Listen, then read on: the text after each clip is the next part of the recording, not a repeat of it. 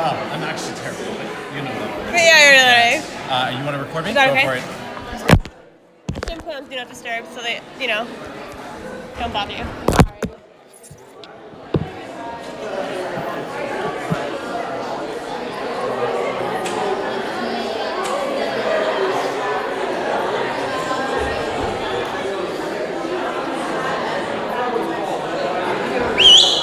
Hey, how is everybody? Good. Great. You miss me? Yeah. No, you don't. All right. So a few very, very important announcements. Sebastian's been taking time to go over everything you're expected to learn for this class, and it's quite a bit of information. So I kind of want to give you a fair disclaimer, having gone through and taken quite a bit of time to prepare these slides, and also going forward in the course. I want to emphasize something very, very clearly, and this is a conversation I've already had with a few of you. Keep up with the readings in this course. There is a lot of information in every chapter. Maybe you know some of that information already. Feel free to skim over it. But if you don't keep up with those readings, you will fall behind, and it will be very unhappy. You will not be happy as a result of that. I feel a key pillar to hitting, let's say, between that 80% up will involve keeping up with the reading. I don't say this to try and scare you or intimidate you or anything like that. It's just based off of the fact that this is a very large class already. In addition to being a large class, it is particularly dense material, and this lecture is analogous to me taking you to the American Museum of Natural History, holding your hand, and then running with you across every exhibit. Don't forget this, don't forget that, don't forget this, and then saying, now look at the water bottle, stop looking at the water bottle, what is time, right? That is going to be challenging, and the only way to arm yourself against that challenge is by being prepared. How do you prepare yourself? By reading the textbook. Good. So keep up with those readings if you really see yourself hitting 80 and above. All right? If you're like, and that's not like a promise. It's not like I have a recipe or a mathematical model of student performance and how much they read and everything else. If you find yourself struggling with the effort that you're putting into this course and the results that you're getting out of this course, feel free to make an appointment with me where you can say, hey, I've read all the chapters, I've done all the extras, I've done X, Y, and Z, and I'm still hitting this grade that I'm not happy with. This is when my time with you in an appointment setting helps, okay? But I want you guys to be focused and targeted with your approach. I have slides that are prepared for this course that are in the 100 to 150 long amount that are taken directly out of the textbook. I take those 150 to 160 slides and I turn them to maybe 80 slides, which is somehow imaginable, is imagined to be a little bit more manageable for you. It's definitely not easy. It's a 3-hour lecture.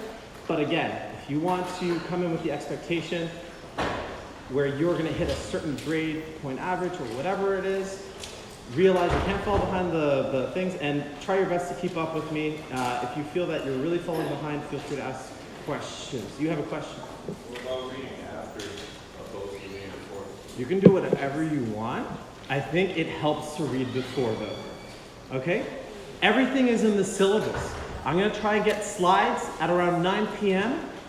the evening before this class. I got them in last night around 11. I'm going to try and hit around 9 so you guys can go to sleep with the wonderful words written by me or somebody else than me putting my name on them for the slides for this course, right? You can imagine them being read back to you in my anxious voice, and then you'll dream of biology. Okay? Are we in understanding of that? Keeping up with the readings to be prepared for the lecture, and understanding that the lecture itself is a rushed, condensed version of what you should probably know. I'm assuming, and with my effort put into culling the slides and making them more digestible, that there is enough information for you to pretty much understand, let's say, 90% of the course. Does that mean study only the slides? You could take that risk, but I would, again, recommend that you lean on the textbook and read at least the points you don't understand if you don't have that time to keep up with all the readings. I know everyone is coming in at a different level and can give varying amounts of time to the course content, but this is the kind of course where you really do need to prepare, You can't fall behind, and we'll try our best to guide you through that. Do we understand? Yes. Cool. Today we're going to talk about prokaryotes, archaea, viruses, and then after that we're going to talk about eukaryotic diversification, looking mainly at single-celled eukaryotic life. We're going to go through these slides at a reasonable pace. We're not going to go over what was not covered last week. I'm going to try and squeeze that in next week. Okay? So that way you don't feel that you were left out of any interesting tidbits of information. I think these slides are a little bit more digested for you, so hopefully you will see strategies for studying for these different things. We're doing another experiment today. I see many of you with laptops, great. Those of you who don't have laptops, maybe you have a phone. Those of you who may have already heard me mention that I would use some sort of aid either through phone or laptop, and you didn't bring anything today, send me an email, let me know. But we are going to try and use Kahoot, which is a platform that allows us to kind of do quiz show answers for participation. When I prompt you for it, it'll be at the end of every lecture for chapter 25, chapter 26. I would like you to go online, go to kahoot.it, and type in the PIN number. It's that easy. Then you will write in your student ID, which you should all have memorized. And if you don't have it memorized, memorize it now, or have your student ID ready so you can write it down. And you will enter that into your iPhone, Android phone, computer, whatever. And then we will go into like a 5-question, 20 seconds for each question. You will just answer it, and I will see how you guys are faring in the course. So I'll be able to also assess what you guys are and are not understanding, and I can accommodate my teaching afterwards. Do we all understand? Yes. Any questions about Kahoot? No. Literally kahoot.it. I'll write it out now so you can really don't hold it.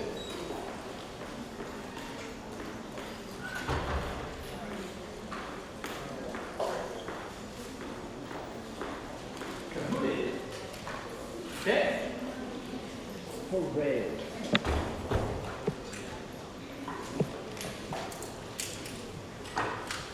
Okay, today, chapter 25, archaea, bacteria, and viruses. Come on. Download maybe?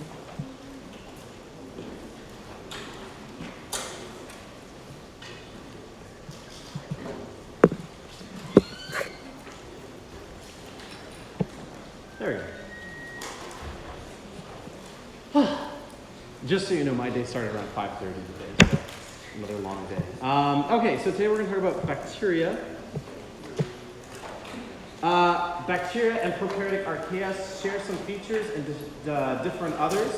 We're going to start talking mainly about prokaryotes and archaea bacteria, and then we are going to move away from that and more towards the eukaryotic diversity in life for the second half of the class.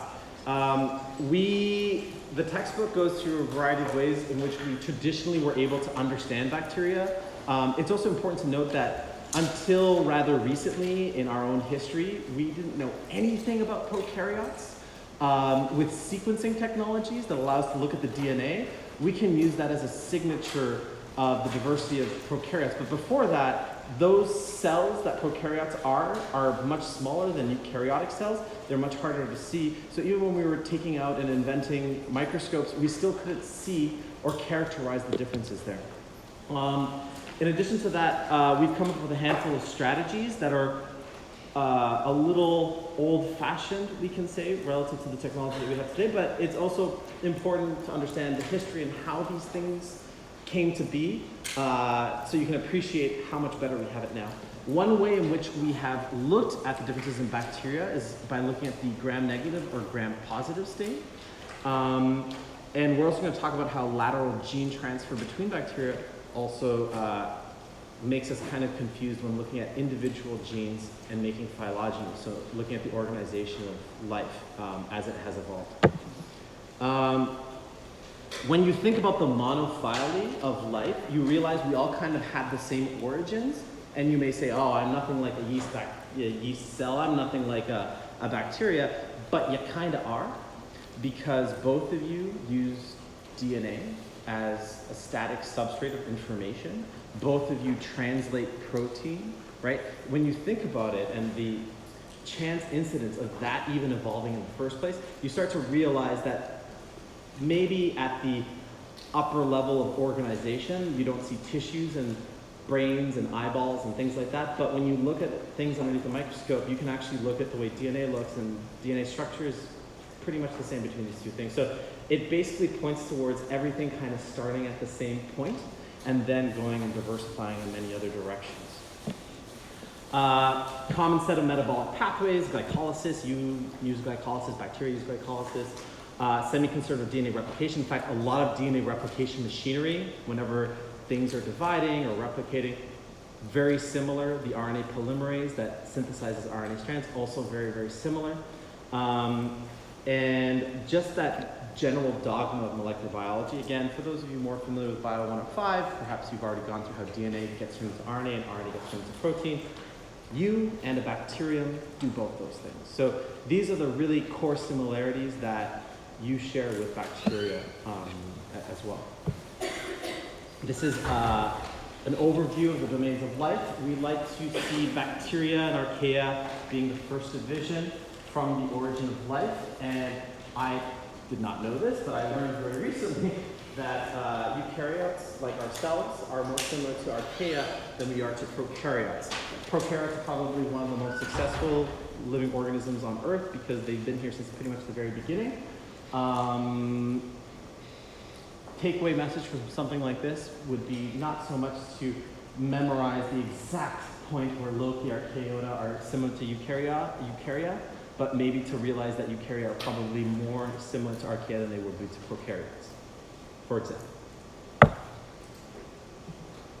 Prokaryotes differ from eukaryotes. Maybe you're familiar with this, but maybe you're not. We're going to go over it either ways. So prokaryotes divide by binary fission, not through meiosis. DNA is not in a membrane enclosed nucleus. They have this free-floating chromosome and protein that just sits on the inside of one membrane, and they don't have any organelles. A eukaryotic cell has mitochondria, chloroplasts, the lysosomes, endoplasmic reticulum. There's a lot of things going on there. Bacteria, not so much. This is a pretty useful table to study. I would say if you were going to pay attention to this, the first few, 1, 2, 3, 4, the first 4 rows, pay attention to those. If it's the actual ribosomes and if it's the 70S or 80S, I wouldn't say that's so important. You have several molecular differences in how they carry out translation or how they carry out, you don't really need to think about operons or plasmids. The rest of them, everything up to the 4th row, I would say make sure you study that. Everything below that, I would say gets maybe too much into details of what you would need to know to be assessed for what you learned in this course. Does that help? Yes. Yes? Okay. Approaches to bacterial classification, we kind of talked about the gram stain already. Gram stain is one of those famous methods that we've been using for hundreds of years, or at least maybe 100 years. The gram stain separates bacteria into 2 groups, and it specifically relies on the presence or absence of peptidoglycan in the cell wall. Gram-positive bacteria, when you do the procedure, you stain with 2 dyes. One dye that gets retained in the peptidoglycan cell wall, or the dye does not get retained in the peptidoglycan cell wall, and whether it's retained or not gives you an idea of whether it is gram-positive or gram-negative. So gram-positive bacteria retain a violet dye. Gram-negative bacteria retain a red dye because that violet dye will just wash out because there's no peptidoglycan to trap that violet dye. And these differences have everything to do with that peptidoglycan cell wall.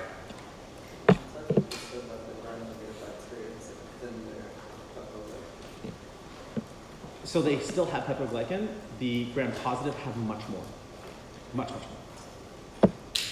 So much more that you see it when you do same with this procedure. So I think I have figures of it too.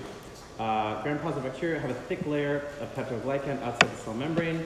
Gram-negative have a thin layer of peptidoglycan in the periplasmic space between the cell membrane and another outer membrane. You can see this here. On the left, we have the peptidoglycan gram-positive bacteria that is retain the violet dye. You can see the inset in A. And then we have a nice little cartoon stemma of this in the second picture. Let me turn off the light. Do you guys have the lights on or off? I might fall asleep if they're off. So how many people will fall asleep with the lights are off? 1, 2. I had coffee. It's a good thing you're in the front row, because I've got chalk that I won't use. Alright? So, as you can see, we have gram-negative bacteria. It's retaining violet dye because of that peptidoglycan that is binding the dye. So when you do a second wash and try to wash it out, it won't leave. And that's what makes the cell look violet, and that makes it gram-positive. Whereas the second example here does not have that peptidoglycan cell wall. It does not retain the violet dye, and what you get instead is this pink dye that stays there. The pink dye and the violet dye bind together in gram-positive cells, but the violet dye kind of overpowers it in just visual cues. You'll see that it is darker purple. And that is one way of classifying this very diverse, humongous kingdom of prokaryotes that we're not even too sure how many of them there are. So it's not great, but it's something. Another way that we've done this is by looking at the shape and just looking at morphology of these cells. You have spherical shapes, which we define as coccus or cocci.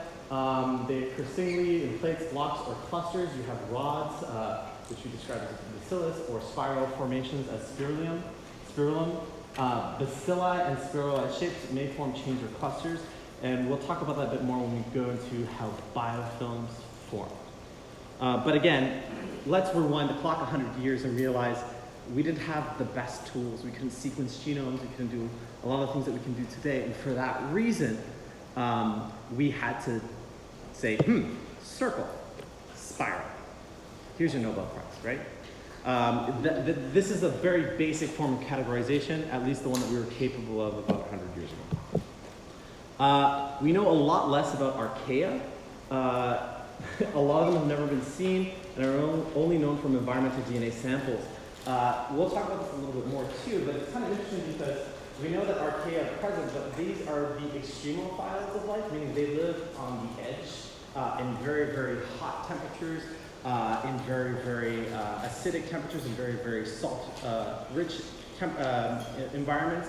And for these reasons, it's very hard for anything to live there except for these archaea. And whenever we try and culture them, if you imagine something like a thermal vent, it's very hard to recreate a thermal vent in a lab and then to grow bacteria in that thermal vent. It's not the easiest thing in the world. So what we often do is we'll use DNA as a proxy for understanding how genes may be different in that life form versus another. And that's how we've gotten a lot of our understanding about archaea in general. Evolutionary relationships have been clarified using ribosomal RNA genes. If we kind of backtrack again on how similar you are to a bacterium, ribosomal RNA is one of the most important things that both of you have because you need it to make ribosomes. And what do you need ribosomes for? Protein. So you can't translate protein. That is a very important thing that your body needs to be able to do. You can't translate protein without ribosomal RNA. You can't make ribosomes without ribosomal RNA. So it's this very ancient, important part of the machinery that makes life, and pretty much everything on Earth, at the very least, has some form of ribosomal RNA. And it has a known role usually in the assembly of ribosomes for translation. If you think of something, and when you think of evolution in general, especially when it comes to genes, if it's important and really necessary, it doesn't change. So if I look at a bacteria and a human and a turtle, there's a good chance that the ribosomal RNA are going to stay consistently the same because translation is a critically important process in life. And if you play around with that, you'll probably go extinct because it's so important. Does that make sense? Yes. For the one person that said yes, I'm glad. Everyone else, I hope you got that. So we often use ribosomal RNA sequence as a way of tagging individual species, which we won't go into detail. Lateral gene transfer. This is bacteria can do this through transformation, conjugation, transduction. Each of those mechanisms allow for the exchange of genetic information laterally, meaning between unrelated individuals that are either similar species or close enough with the same machinery to exchange genetic information. When you think of vertical gene transfer, you're pretty much thinking of something like binary fission or just the production of two daughter cells from a mother cell. Okay? In this specific example, you don't have that. What you have is are interactions between other bacteria that allow for DNA to be, or individual genes to be transferred between bacteria. When you're using one gene that may or may not be transferred laterally, it gets complicated to organize the tree of life and the common ancestors between organisms. With eukaryotes, it's not that complicated. It can be, but it's not as much complicated when you're looking at vertebrate life, for example. I can't walk over to a turtle, throw DNA at it, and now it's going to grow a human eye. It doesn't work like that. But with bacteria, there are a handful of genes that can be transferred through plasmids, through either transformation, transduction, or conjugation, and all of these have a way of exchanging information at that level of life. So whenever you're looking at that one gene, if that gene has been transferred because it's really important for resistance, for example, between many different bacteria, you will come to the conclusion that many species are closely related, even though they're not, just because of that lateral gene transfer. Here's an example of lateral gene transfer from species C and species D. Otherwise, they have a common ancestor between B and C and A, but because of that lateral gene transfer, if you are looking at that single gene as a way of understanding their relatedness to one another, you would immediately assume that species C and D are closer related to one another than C and B, if you're using that one gene. Just to give you a historical context, up until the point that we started sequencing genomes and looking at absolutely everything, we were just using a handful of genes to be able to infer these relationships between different model species using DNA. So you can imagine it getting a little confusing. Today, we just sequence everything, the whole genome, and we'll use many genes to resolve any type of confusion that would come out like this. And for that reason, we'll use many genes to create a consensus tree where we'll look at, let's say, 90 to 100% of the genes across different species. And even though one gene that transferred laterally between two species is 100% identical, it will be weighted against the 90% of all the other genes that are so different that would really categorize them differently into different phylogenies. Gene tree of information. It's more like to kind of see how these different bacteria species interact with each other as opposed to like. You can trace events of lateral gene transfer with a whole genome approach as opposed to a single one. It's kind of like if, I'm really good at bad analogies. Apparently bad analogies are really good for learning because they're more memorable because they're so bad. If everyone who one day came in with an orange ring on their right hand came into this classroom and all of you like eating chicken, let's say, and otherwise you're very different from those of you who don't have a green glove on your right hand, but let's say you just gave that glove to somebody else and now they like chicken, but there's still a lot of other differences between the two of you. You wouldn't necessarily say that you came from that original group that all agreed that we'd all wear green mittens because we like chicken. Terrible analogy, right? But do you understand how that illustrates the point? Yeah. Kind of, somewhat? Okay. Another reason why that analogy may not work. So the idea here is that because a small piece of information is being transferred, that small piece of information, if you are only looking at that one piece of information, can create a very keyhole point of view of what's actually happening. So by including more than one gene, you are widening your scope of what molecular changes have led to what kinds of life. Now, the fact that they can exchange these small pieces of DNA with one another just makes things more complicated. So we're going to keep going. Yes? What's the difference between an organismal tree and a consensus tree? organismal tree, it's kind of the truth of what we know. The gene tree is gene X tree, is the X gene here, is reconstructing the tree based off of the similarities of the sequence of gene X across species A, B, C, and D, which is a narrow point of view because does that one gene represent the entire path and all the molecular changes that have evolved leading to species A, B, C, and D? It doesn't. It only represents gene X, which may have been the result of lateral gene transfer, or which in this specific case is the result of the lateral gene transfer. So the organismal tree is what we actually know to be the truth. The gene X tree is the one that occludes and narrows our point of view based off of only gene X. And then the consensus tree, they use this illustration of a metro map or whatever by having multiple colors to say that they use multiple genes to resolve the differences between A, B, C, and D. And when you do that, you realize that when you're looking at all of the genes, a lot more genes will cluster the groups into their appropriate molecular determined life than one gene X. So we're going to keep on going. Genes likely to undergo lateral transfer are the ones that result in new adaptive function that gives higher fitness to the recipient species. So they are usually very convenient to have.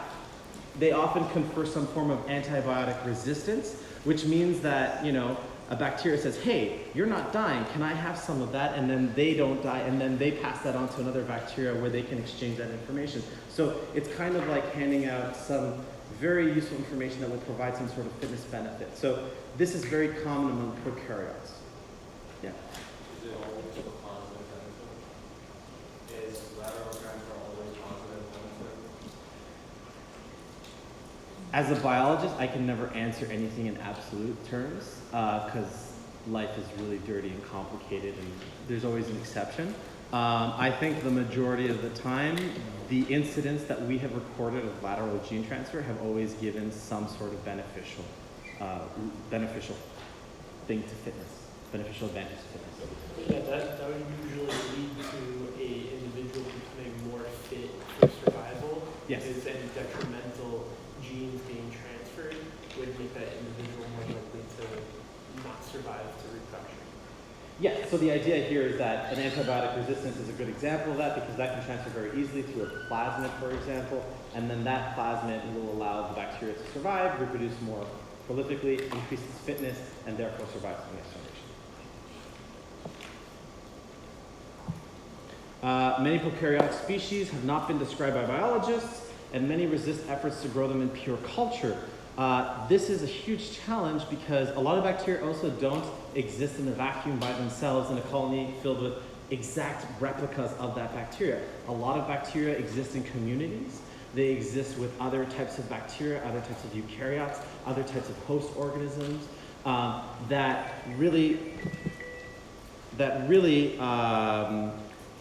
allow them to survive. One bacteria perhaps produces a metabolite that another bacteria needs in order to survive. So they exist as a community.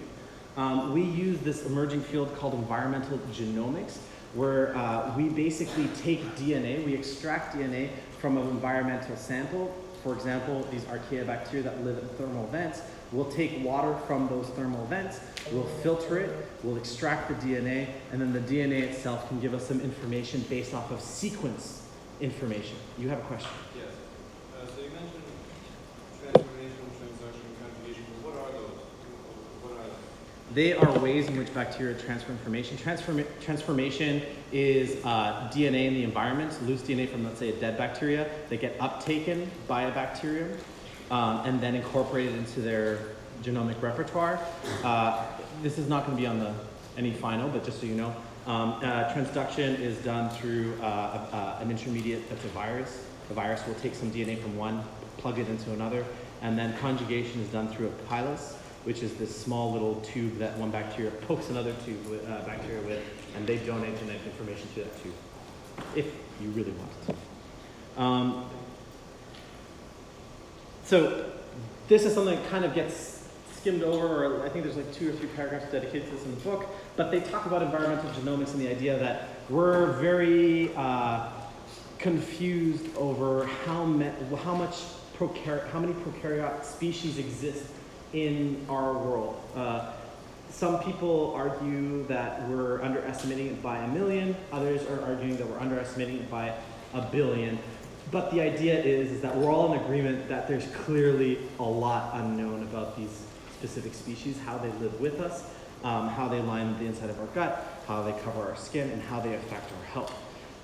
You may have heard this in the news in the last, I think, 3 or 4 years, but they found that a huge source of serotonin, or at least the metabolites that are required to make serotonin, which is a neurotransmitter in your brain, are processed in the gut through your microbiota. So you have bacteria lining the inside of your gut that are producing all of that are the engine of the metabolism that allows you to create a neurotransmitter that gets used in your brain, giving new meaning to that whole gut feeling. Dad jokes.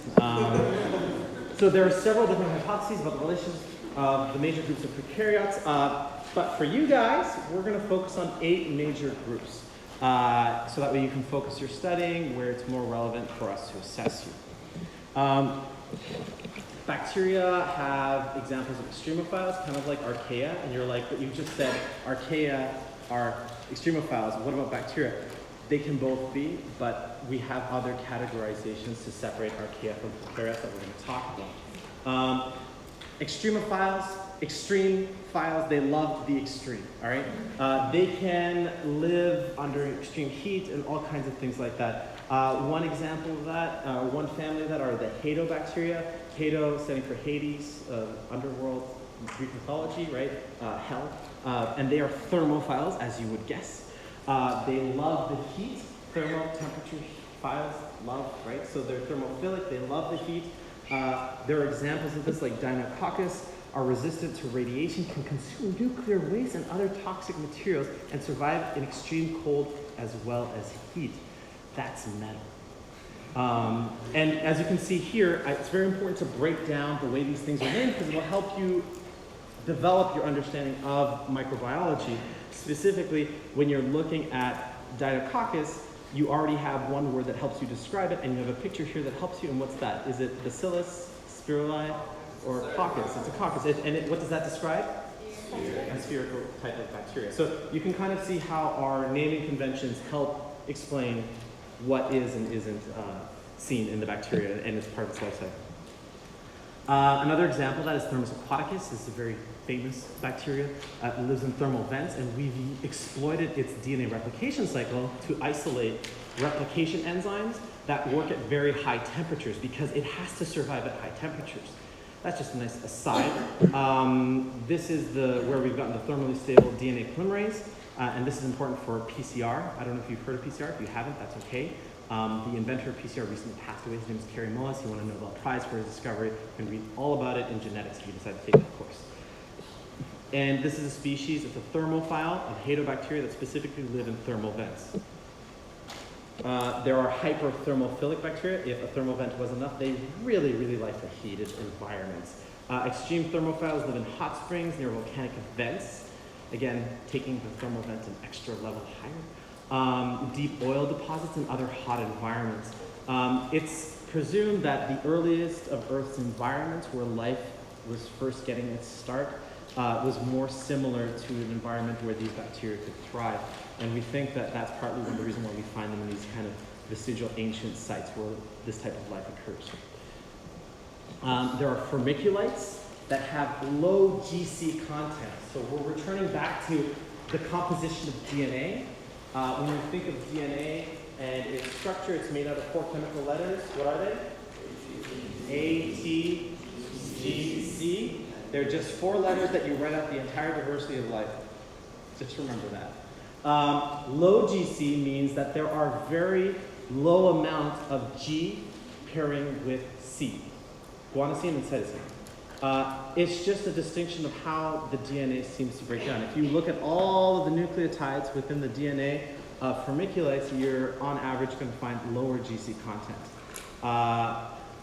They are also more commonly categorized as gram-positive bacteria. Low ratio of GC to AT base pairs. Some are gram-negative, some have no cell wall.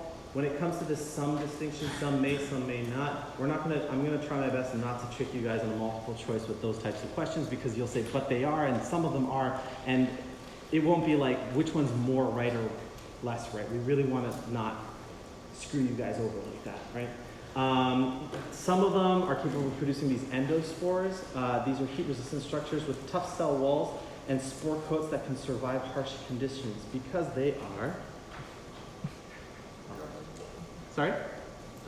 Dormant, yes. So here's an example of Clostridium difficile, and it's forming an endospore. Usually these things are actually initiated by some sort of environmental change that will signal that this bacterium will otherwise die unless it decides to go into some sort of dormant state. I believe anthrax is a very good example of that. It forms these spores that can stay alive for a very, very long time, or at least stay dormant. In fact, if you were to go into like old records of animals that have died or farm stock that have died of anthrax like 100 years ago, and if you find out where they are and you dig them up, you could probably revitalize that anthrax community just by adding water to it. Not that you should, but you could. Not that you will. Okay?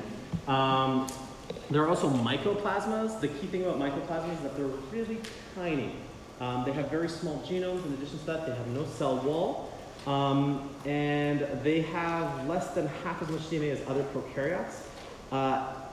Mycoplasmas are actually a huge problem when you're culturing cells in the lab because they will go through the filters that we think that we're filtering all the things that can infect the cell culture. So mycoplasmas are very tiny, very, very, very tiny, okay? They can hide, they can go through very small spaces. As an example of mycoplasma, this had to be taken with scanning electron microscopy because they're that small. There is actinobacteria, unlike Firmiculates. Actinobacteria have a high GC to AT content, and they are gram-positive. They form elaborately branching filaments, and some of them reproduce by forming chains of spores at the filament tips. Here's an example, a photo of one.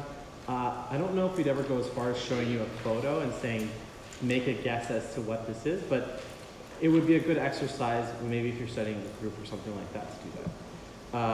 Cyanobacteria, this is one of the very few bacteria that are photosynthetic. These are blue-green bacteria. They're photosynthetic and they use chlorophyll A and release oxygen. Many species fix nitrogen. It means they sequester nitrogen so that way it's more stable and it can stay in solution longer.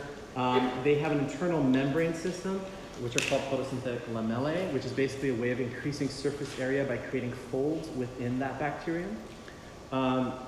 And eukaryotic chloroplasts that are seen in plants, they went through some endosymbiotic event where they basically engulfed these cyanobacteria and repurposed them to become chloroplasts to carry out photosynthesis for them. And this is how the origin of plant life increased, or came to be. Colonies of cyanobacteria may be flat sheets, filaments, or spherical balls of cells. This is an example of bacteria that assumes many different forms. So then all of a sudden our way of categorizing it becomes less efficient, just so you guys are aware of that. Some colonies differentiate into vegetative cells, spores, and heterocysts. And heterocysts are specialized for nitrogen fixation. There are some photos here of a spore, probably initiated by some sort of environmental effect that's causing them to form so they can go through some sort of difficult environmental change. Heterocysts, which are going to be specifically fixing nitrogen, and vegetative cells, which are just carrying out their typical cellular functions. I think there's one more example. Oh, I took that out. There are spirochetes. These are gram-negative motile bacteria. If you want to imagine how could they be motile, how could they be so motile, it comes from their spiral shape, spirochetes, spiral shape. You should be able to connect those two things together. They have these unique axial filaments that run through the organism itself and give it that corkscrew type of appearance, and that corkscrew appearance is what allows it to move. It's a way in which form can really illustrate locomotion and function. That spiral formation can be moved through this axial filament to cause that bacteria to move a lot more effectively than others. Yeah. Do other bacteria move or not? They, so we'll talk about like slime molds, but they kind of like, they push out their cytoplasm and then pull towards, so they also move. But this is a much more, I guess, this is a unique innovation to spirochetes that have allowed them to locomote differently. We'll also talk about eukaryotic protists that use cilia to move, to swim. But this is something that's kind of unique to bacteria and the spirochetes. Since we're on slime molds, like when they move, do they kind of like spread behind them? They like squeeze out their cytoplasm. We're going to talk about them. And I have videos that if there's time, I will be happy to show you. They can solve mazes, and people are trying to use them for collective intelligence because slime molds are capable of solving problems by just moving into and out of spaces towards an attractant. I'm about to get off topic. I want to stay on topic. Yeah. Many human parasites are pathogens, syphilis, Lyme disease.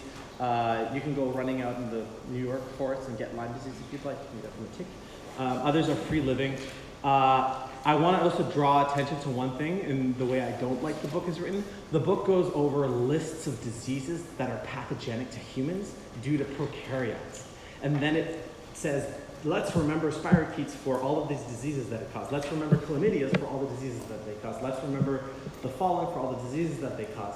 When in fact, most prokaryotes are actually non-pathogenic. By far, the majority of them are not. But those that we paid attention to as humans in the study of human health and disease have mostly been pathogenic. So add that type of context to your learning. We're always going to focus on the things that we understand best because they've affected us because we're selfish. Okay. This is an example of that spiral corkscrew formation. The little green dots there, those are the axial filaments that run through the spirochete that allow it to locomote that way. Chlamydias, these are very small, gram-negative cocci. They live only as parasites in other organisms. They're really sneaky. They have this one protein called translocase, which will sap up and soak up the extra ATP from within a host cell. And they have several strategies to carry that life cycle out. But for the most part, they are usually almost always parasitic. They have a complex life cycle with elementary bodies and reticulate bodies. These are bacteria that grow inside other cells. So what they'll do is they form these little formations to take over, and then once that cell lyses, they form another life cycle. This is an example of that. I believe these are this is the host cell, and these are the reticulate bodies here on the side. It's hard to see with scanning electron microscopy, but they live between these two life cycles, and it's important to emphasize that chlamydia is parasitic, okay? Parasitic. Proteobacteria, these are the largest group of bacteria. These are kind of like the bacteria where we couldn't put them into any of the other groups, so we all put them in proteobacteria. There's a high amount of diversity. Eukaryotic mitochondria are derived from the endosymbiosis of Proteobacterium. We're going to talk about that more with eukaryotes. But in general, there was, let's say, a cyanobacteria, and there was a proto-plant cell. It saw the cyanobacteria, it swallowed it up, and it hijacked all the machinery it uses for photosynthesis, and now that cyanobacterium is a chloroplast that's working to create sugars through photosynthesis that new eukaryotic plant cell or proto-plant cell is using. And that co-opting and that merging of life is called endosymbiosis. It's how mitochondria have formed, and it's how chloroplasts have formed. Eukaryotic mitochondria are derived from endosymbiotic Proteobacterium, and it also includes certain genera of nitrogen-fixing bacteria like Rhizobium. Another very famous model system that we use in many labs, we've used for many years, is E. coli as well. Some pictures of Salmonella, which is another Proteobacterium. Now we're going to move more towards Archaea. I'm 45 minutes into it, right? So then I should stop and give you guys a break at what time? Now, no, not now. When? In 50 minutes? 15. Oh, 15. Okay, 15, 1-5. Okay, so the separation of the archaea domain was originally based on ribosomal RNA sequencing. So again, using that environmental DNA, and it was supported by the sequencing of an entire genome. More than half the genes were unlike any found in bacteria. So this is an example when you are you're recreating that phylogenetic tree, and you're realizing if you look at everything, you realize that there are a lot more similarities between eukaryotes and archaea than there are between any of those groups and prokaryotes. For that reason, we've become really dependent on DNA to give us that kind of information. Archaea are famous for living in extreme environments, high salinity, high temperatures, high or low pH, and low oxygen. But many are not extremophiles, and they're common in soil. And many are often found in the ocean depths. The ones in the ocean depths often make it to the news because it kind of makes my life sound a lot more interesting than it is as a biologist. Yes? Isn't there like a huge colony of There's probably huge colonies of archaea everywhere. I don't know a specific story that points towards that here, but perhaps there is. We'll talk about it afterwards. There are 5 groups of prokaryote archaea: Euryarchaeota, Crenarchaeota, Thaumarchaeota, Choecarchaeota, Lokiarchaeota. Yes, you do need to know this. All archaea lack peptidoglycan in their cell walls, which is complete opposite of bacteria, prokaryotes, where you know that there can be some incidence of peptidoglycan. Even if it's a gram-negative bacteria, there's still some, okay? But archaea don't have any at all, as do eukaryotes. And they have unique lipids in their cell membranes. This is an important chemical difference that is important for you guys to know to distinguish the two.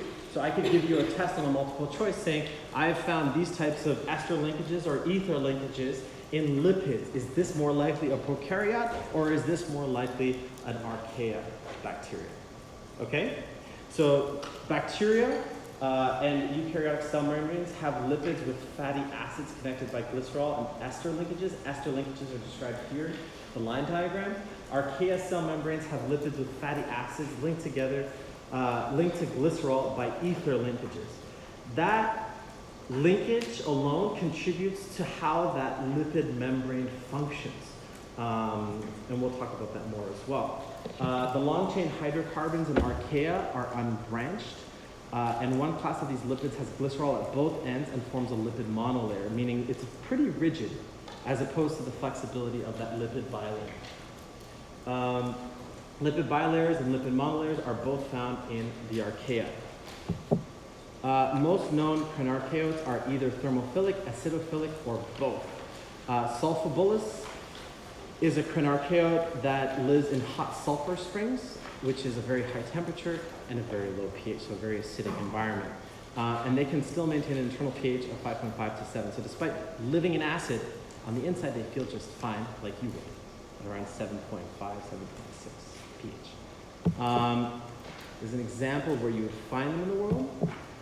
Some euarchaeotes are methanogens. They produce methane by reducing carbon dioxide, and they are obligate anaerobes, meaning they do so without oxygen.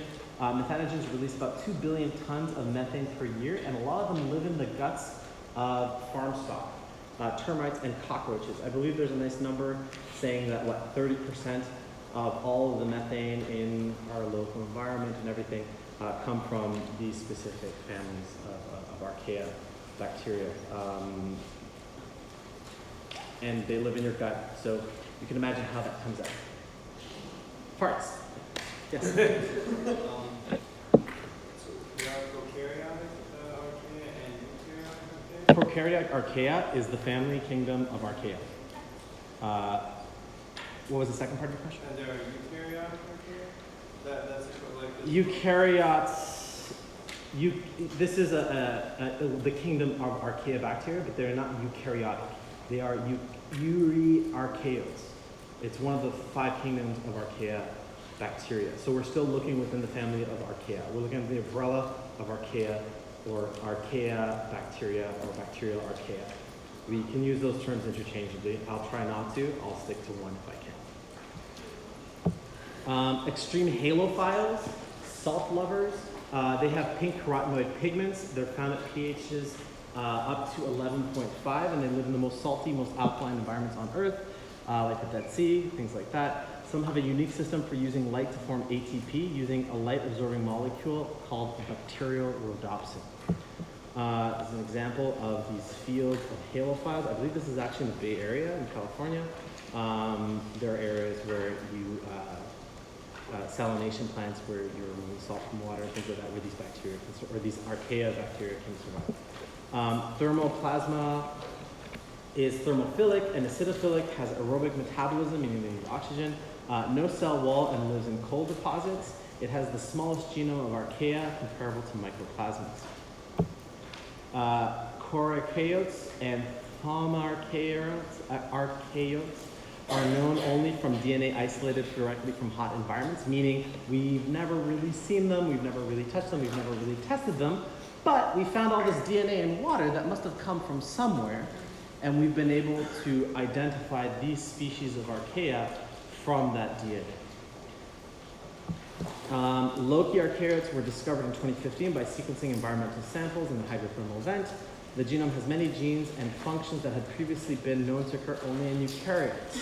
Now we're moving to the eukaryote kingdom that we're a part of, and based off of those molecular symmetries in the sequence between Loci archaeotes and eukaryotes, we started to infer, or at least deduce, that this could have been one of the earliest common ancestors between eukaryotes and archaea bacteria. Question.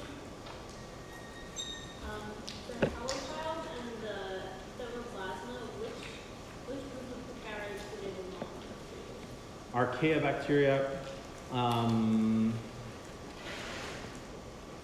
which one? The thermoplasma and H3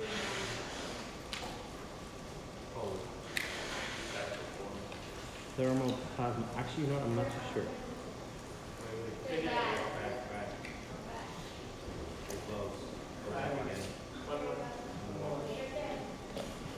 Thermophilic, acidophilic.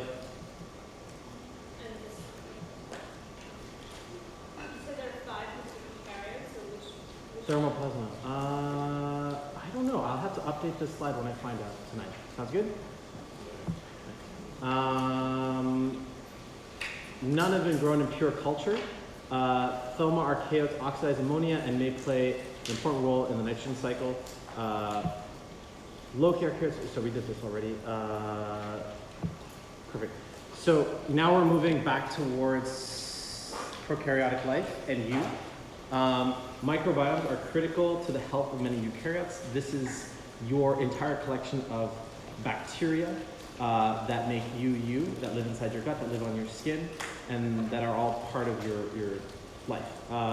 They differ with respect to oxygen metabolism, so prokaryotes are very diverse in the way that they can metabolize things. That's what made them so successful in life in general. And they play important roles in nitrogen cycling. Prokaryotes usually live in communities. We started talking about this that compose of many different microbial species.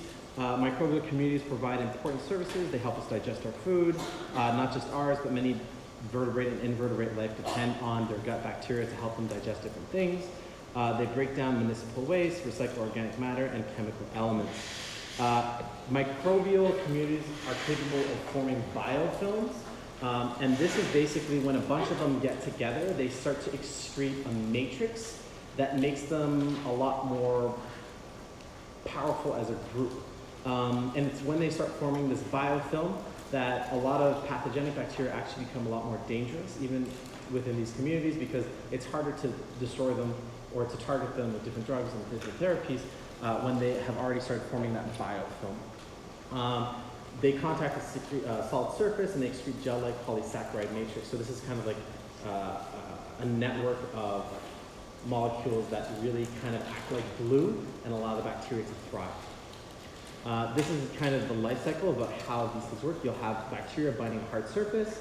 That will be irreversible, and as a group they will start secreting things and secreting different signaling molecules that will attract other species so that they can form a community of different species, and they will all live together in happiness, either in our advantage or disadvantage. It depends really on the context of which bacteria and how. This is an example of dental plaque. This is an example of a biofilm that's probably on all of you right now, unless you brushed just before coming here. It's difficult to kill cells in biofilm, and it may be impenetrable to antibiotics. Biofilms form in many places: contact lenses, joint replacements, dental plaque, water pipes, etc. Joint replacements, I mean, that's something that if you ever read the work, we like to work with titanium oxide or titaniums because they're less likely to form these biofilms. However, they still do. And even when you're doing surgeries and removing joints and things like that, they smell, and you're like, how could it smell? It's all been inside this normal thing. They can form abscesses because of these biofilms. It's very difficult to deal with them. Fossil stromatolites that we talked about in chapter 24 are examples of biofilm and calcium carbonate, so like fossilized biofilms collected over time. Bacteria and biofilms communicate using chemical signals, and we're investigating ways of blocking those signals and to control the formation of that matrix. Quorum sensing, it's this nice little fun example. They talk about bacterial symbiosis in a cuttlefish, I believe, or some type of cephalopod or squid at the beginning, about how when these bacteria start growing very close to each other, they start signaling light, and that light is done through the process of luciferase. I wouldn't say it's essential learning for you, trying to target your learning, but if you want, you can read like the opening paragraph of the chapter, and it goes over quorum sensing. Vivera fischeri, that's the example I was just talking about. They produce bioluminescence, and they're when that bacteria is in high densities in this other organism where they form symbiosis. Many prokaryotes live in and or on organisms. Human health depends in part health on microbiomes, bacterial communities that live in our bodies. Every surface of your body is covered by diverse communities of bacteria. As an example of the number of bacterial species that are sampled from these different parts of your body, and what we've been able to actually robustly interpret its sequence. So we're really just starting to understand this field. The NIH has given tons of money, billions of dollars, for other researchers to figure out these things. With the appropriate microbiome communities, our bodies function normally, and they are affected by everything: diet, exercise, you name it. Many complex health problems and autoimmune disorders specifically are usually the result of a disrupted microbiome. Any of you get sick, your doctor gives you antibiotics. Hands up if you ever received antibiotics. Chances are, not that I love getting into these details, but many of you probably got diarrhea because you're disrupting that gut microbiome that helps you otherwise have a normally function digestive system. And if you don't take care of it, you don't eat your yogurt and get your probiotic bacteria, you then get all kinds of gastrointestinal problems like diarrhea. Or fecal implants. Fecal implants are a terrible idea. Don't do them. Just don't. There are people that have been doing them all over California. Just don't. You don't want to. It's exactly what it sounds like, fecal transplant. You transplant poop between people. Right? No, you powderize it. What? Swallow it. You can also do suppository. I think it's more effective as suppository. Yeah. Anyways, now that we got all of you talking about poop pills, a nice example of how the microbiome works is how an infant gets their microbiome through the vaginal canal and how that allows them to be healthy going into their life. That can be subject to change when you look at individuals who were delivered by cesarean who did not go through that birth canal and as a result did not collect that maternally inherited microbiota. And those people statistically often have more autoimmune diseases, although if any of you were delivered by C-section like myself, maybe that's not the case. But in general, we've been able to show epidemiological data supporting that those of you who don't acquire that microbiome from the vaginal canal during birth deal with other kinds of problems down the road.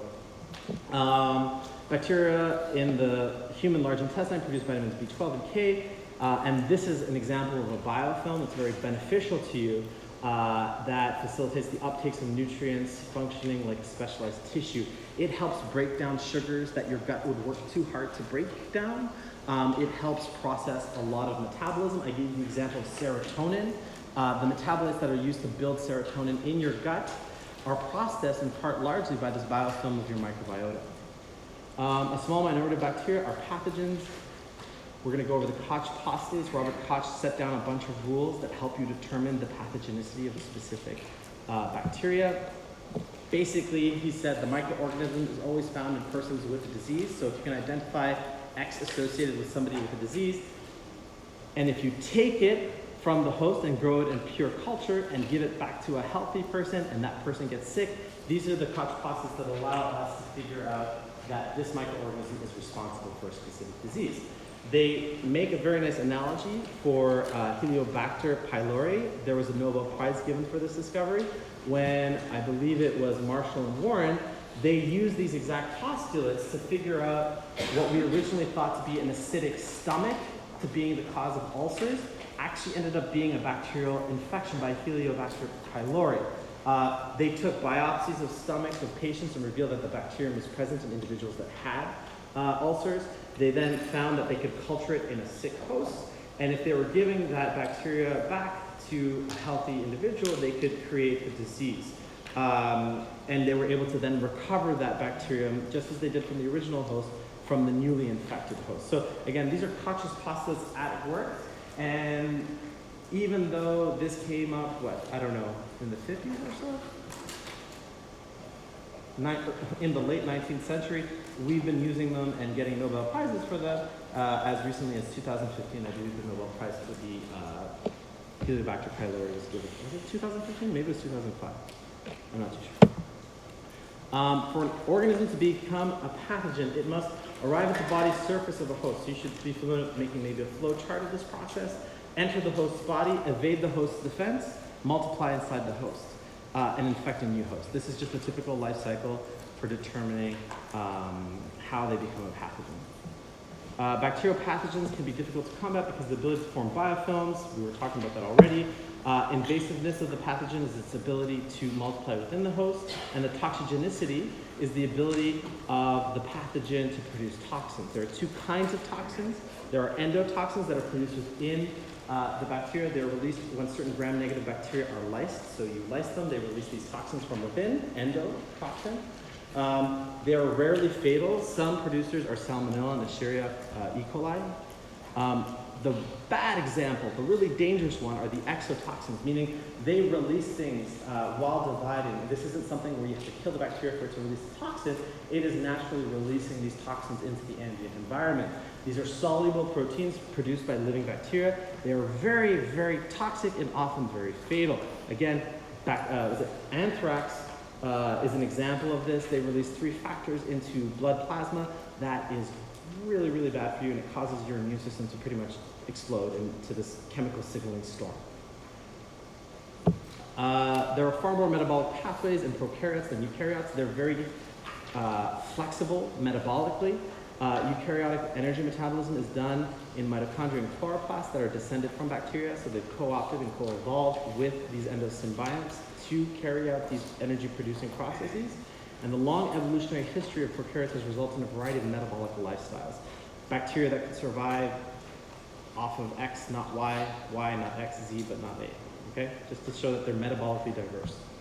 Anaerobes do not use oxygen as an electron acceptor for respiration. They don't use oxygen at all. Obligate anaerobes, oxygen is poisonous to them.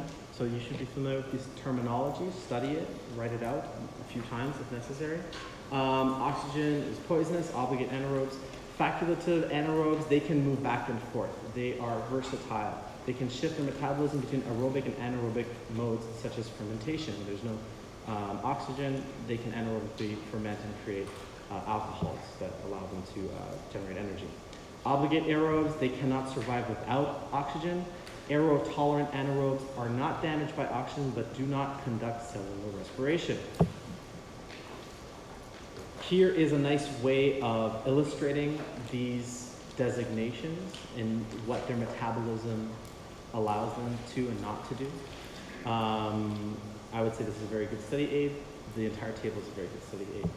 Photoautotrophs perform photosynthesis. Cyanobacteria are a good example of photoautotrophs. Photo means light, auto by itself, trophs that they have an affinity towards or they survive. So these are bacteria that use photosynthesis to create their energy.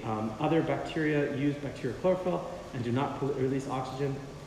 And when they're using chlorophyll A, they create oxygen as a byproduct. Some bacteria use dihydrogen sulfide instead of H2O as the electron donor and produce particles of pure sulfur. Bacterial chlorophyll absorbs longer wavelengths than chlorophyll, and these bacteria can live in water underneath dense layers of algae. This is kind of neat because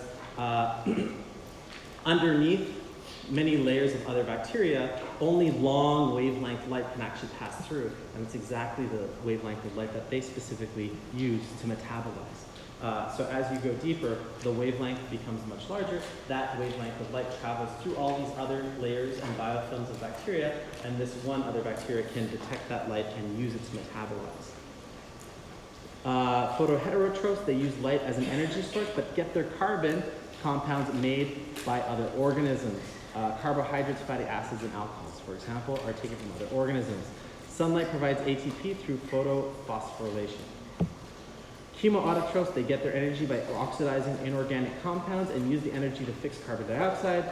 Some oxidize ammonia or nitrite ions to form nitrate ions. Others oxidize hydrogen, dihydrogen sulfide, and sulfur, and others. Many prokaryotic archaea are chemoautotrophs.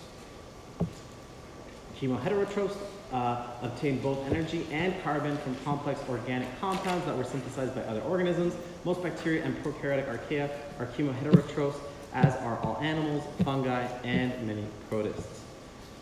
Many prokaryotes are decomposers. They metabolize organic compounds in dead organisms and other organic materials. The products, such as carbon dioxide, are returned to the environment, key steps in cycling of the elements. I know this is great. You're all thrilled, aren't you?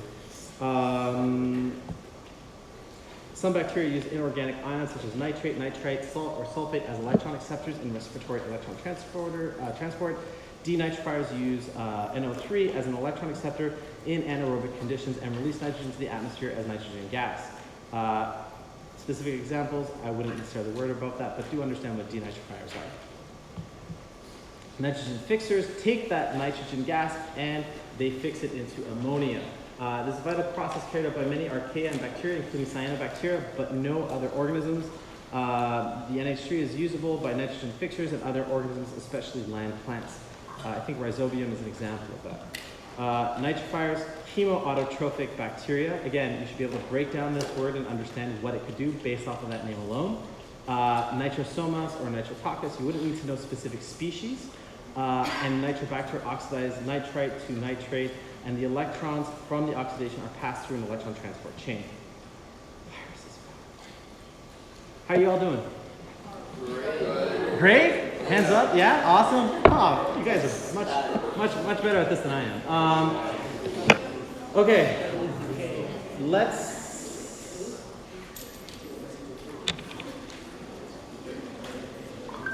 You have another hour and a half with me, right? We have until 9:30, right? 9:20. I know.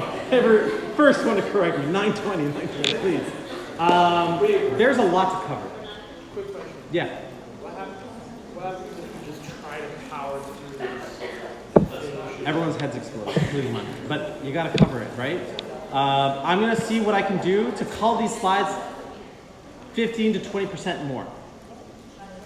That seems to be more manageable. I thought I could cover all of this in the time, but then I found myself kind of taking breaks to describe other processes more than others, and now I'm kind of racing through it. Yeah? Talk faster? Faster.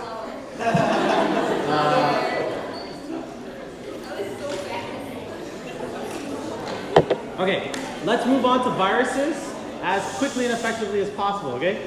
Viruses are not cellular, often considered non-living life, and somewhat parasitic. They're derived from other cells of other living organisms.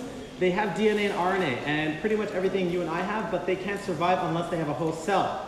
But what's kind of interesting, even though we may not always consider them absolute definition of what life is, they have evolved incredibly successfully across all evolutionary time. So clearly they are capable of life if they can evolve to a certain extent, and we can track those changes in evolution within their genetic code.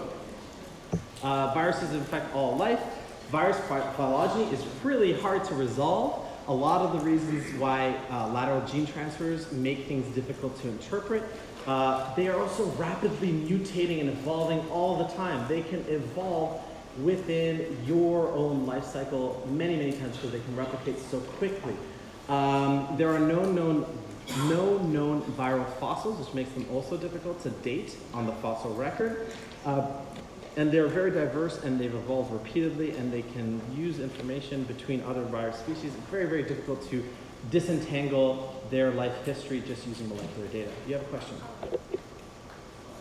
Is there any kind of like close relation with any living like bacteria or anything that viruses share their genetic codes? Not really. Not that I can. There are probably some polymerases or replication-based machinery that can be somewhat shared, but I think even then it's actually rather distinct. If you really, really, really, really must know, John Dennehy in the biology department studies bacteriophages, and his life is that. And if you guys ever want to do research in bacteria and viruses, I would strongly recommend you reach out to him. Needless to say, because of all of this evolution and all of this change, viruses are incredibly diverse. Here are several colored in examples of sand electron micrographs of different virus species that come in very different shapes and sizes. Viruses are now obligate parasites of cellular species, but many once have been cellular components involved in basic cellular functions. That is, they may have be escaped components of cellular life. A lot of what the book is postulating here is kind of almost in the realm of speculation, and we're kind of guessing perhaps this is something that may happen, but not absolute, because we don't necessarily have that common ancestor that we can point at and say, look, it's this similar or that different from another species. Yes? Is this speculation on the test? No. There are negative sense RNA viruses. Single-strand RNA is the complement of a messenger RNA needed for protein translation. So what they do is they have co-opted genes that are expressed within their host and created antisense RNAs that can regulate those. They have genes for RNA-dependent RNA polymerases, meaning they can synthesize their own RNA from RNA. We can't do that. You have a question?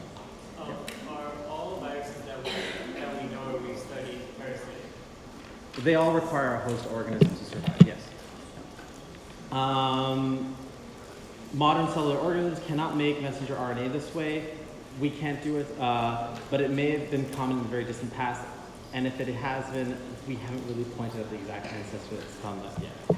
A self-replicating RNA polymerase gene could begin to replicate independently and acquire protein-coding genes from its host DNA. So they co-opt the genome of their host to survive, which again, you're taking in information from many different places, and that information is what we use to trace their evolutionary history, making it very difficult to understand and interpret. This has probably occurred many times. Many of these viruses are not closely related. There's positive sense where it's single-strand RNA. These are single-strand RNA viruses. These are the most abundant and diverse group. No replication of the genome to form a complement strand is needed before protein translation can take place. There are retroviruses like HIV. They reproduce by reverse transcription. So what they'll do is they'll take the RNA, they'll use reverse transcriptase to take that RNA, turn it into complementary DNA, and that DNA, or that cDNA, will be used by the host translational machinery to be able to do all kinds of things that you wouldn't otherwise want it to do. So it can exist between that RNA and DNA state based off of the use of this reverse transcriptase. Viral integrase catalyze the integration of double-stranded viral DNA into the host genome. So viruses also have machinery to take their own DNA and stick it where you don't need it in your own DNA. In fact, over half of your entire genome, the 24 billion base pairs that make you you, isn't even you. They are viral retrotransposons. Weird. Half of all of the DNA that makes you you is not even you. It's a relic of ancestral viruses sticking DNA where it doesn't belong. The viral genome is replicated along with the host cell's DNA, and integrated retroviral DNA is known as a provirus. So it stays latent in your cells.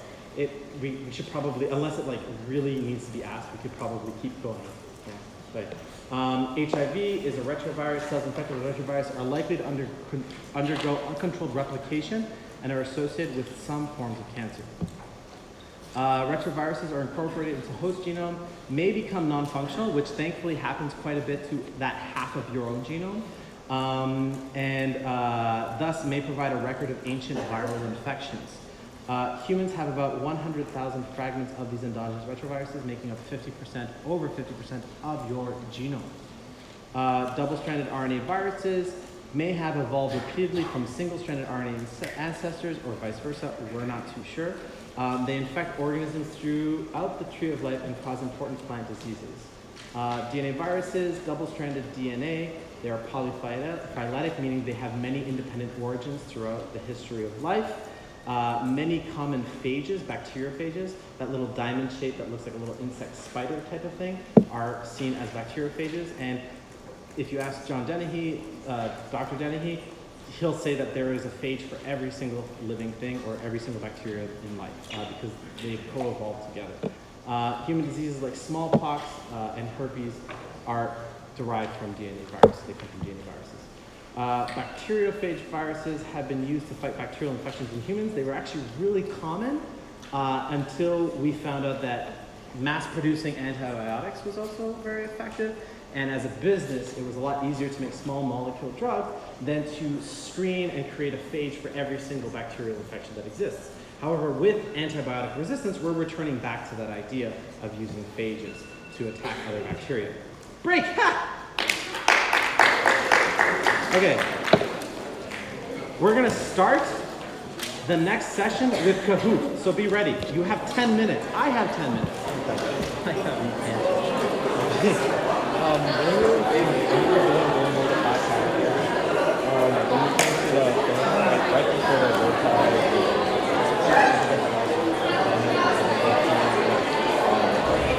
I'm not listening to you, sorry. I'm just thinking time because I don't want to lose track of the fact. Right before the Loki thermal, yeah. and when you had the two, you had the therma and the started like a I just want to know what the difference is. You said the similarities, but you didn't. I feel confused. So like if they came up with a head like this is this, but this is this, which one is that? I think I'll ask you which of the following are not Okay. I don't think we're not going to Like, hone in. We don't even know ourselves. Okay. We're figuring that out. Okay. So we're gonna expect Okay. Yeah, I was just curious if okay. Circle around because one.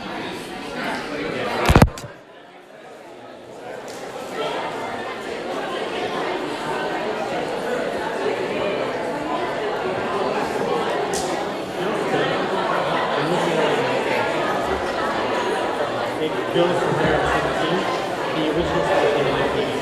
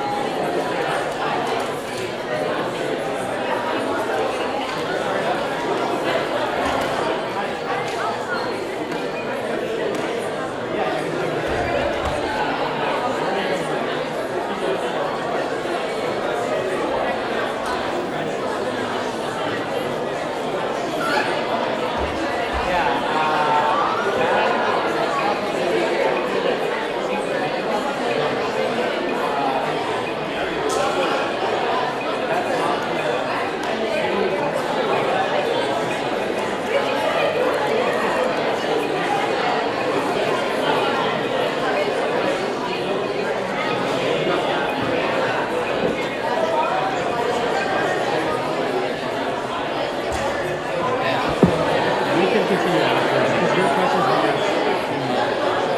out there and less focused on what a lot of people are stressed out about keeping Just a quick question about the content. How much of like all the information in the slides, like the text, are going to be actually covered on the video? Like there's a lot of details. Like I know. Yeah, I'm just kind of wondering how in depth it's going to be. How about I answer that question next week? Okay.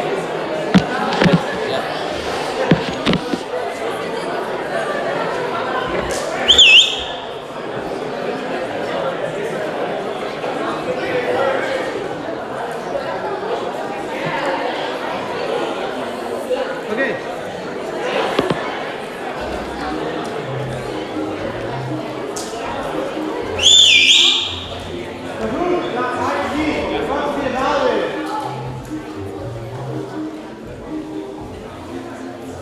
I'm giving you 1 minute to get into this room, and then I'm going to start. You go to kahoot.it and type in this pin, and you're in. Really, it takes 30 seconds. Don't use the app. Just go to any browser window.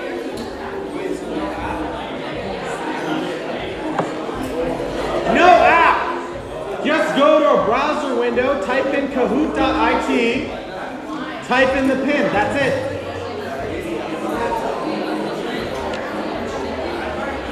Don't put in your name. Quiet. Quiet, please. All right? You need to listen. I see names like Melanie, Spicy Big.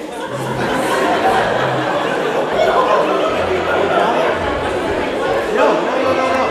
If you do that, you will get 0. Understand? But I'd appreciate if you guys quiet down. I know this is fun. You're being asked to do something. But please be quiet. Put in a student ID. That's how you're going to collect marks and evaluation. That 5% of your final grade comes from my ability to look at these numbers and not see Jacob. There may be more than one Jacob, and I assure you, I am not going to go through the trouble of finding out which Jacob you are. All right? Very simple. You should know your student ID. Write it down. All right, I'm going to get this started right now.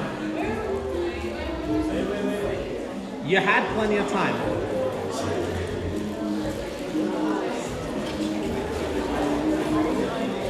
Starting in 5, 4, 3, 2, 1. Okay, good. If you're coming in late, bottom right. Question. The Gram stain is capable of categorizing prokaryotes via dye affinity to a peptoglycan wall, organ alert staining, antibody labeling of bacterial nuclei, or the dye affinity to different GC content in the nuclei.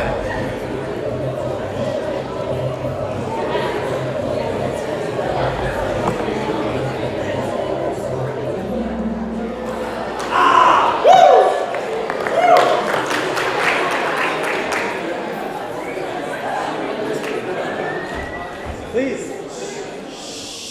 Thank you. This is so much fun. Oh my God, I told my friends. Yeah? Please. You're getting evaluated right now. So, good for you. The majority of you know this answer, so I need to make these questions harder. That's fine. Good job. 2, 3, 6, 6, 3, 4, 7, 9. Question number 2. There's 5 of them, okay? Which of the following is predominantly known as a photosynthetic prokaryote?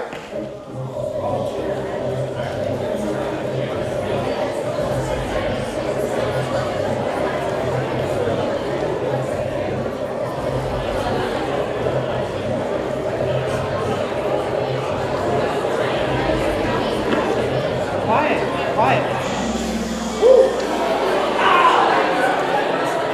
Okay. You guys are losing time, and you're losing the ability to learn and all those things. I need you guys to be quiet. You can just answer without speaking. Try your best, okay? Cyanobacteria, it's the only photosynthetic bacteria. Let's move on to the next question. True or false, eukaryotes are more similar to archaea than prokaryotes?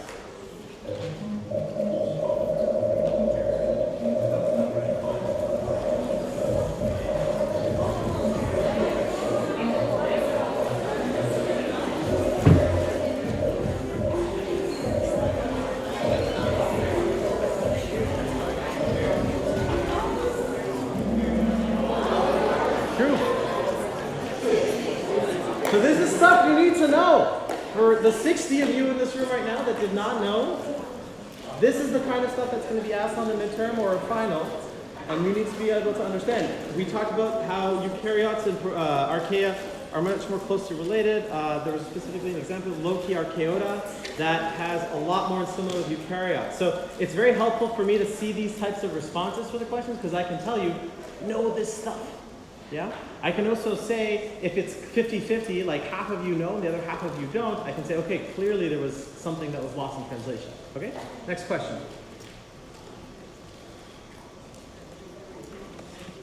Which of the following is least likely to contribute to the pathogenicity of bacteria?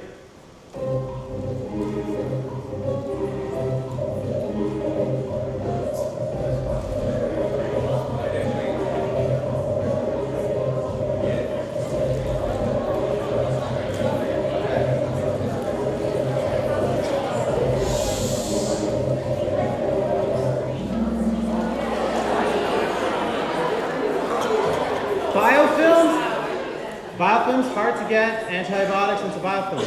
I mentioned that. An exotoxin or an endotoxin. Are toxins good for you? No. No. So if we're talking about pathogenicity, we're talking about the ability of the bacteria to be pathogenic, bad for you. Okay? So you can rule out biofilms because we're talking about how when they start forming those biofilm communities, it's very hard to eliminate those species. Same thing with endo or exotoxins. Both of them are bad for you. 90 of you, good job. The rest of you. No! Is this helping? Does this help? Yes. Question number 5, the last one. Blank use light and CO2 as energy source. As CO2. And blank use light and carbon dioxide as an energy source.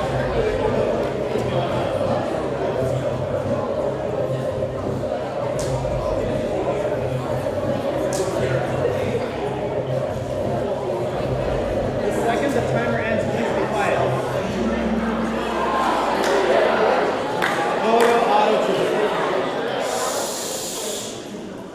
I take it those of you that are very vocal right now are like the 108 of you that are like, and then, or maybe the 53 of you are like, I thought I understand it. It's fine. But this is going to be the type of evaluation that we're going to give at the end of every lecture. I would have given it at the end of the last one, but clearly life was fleeting us. It was difficult.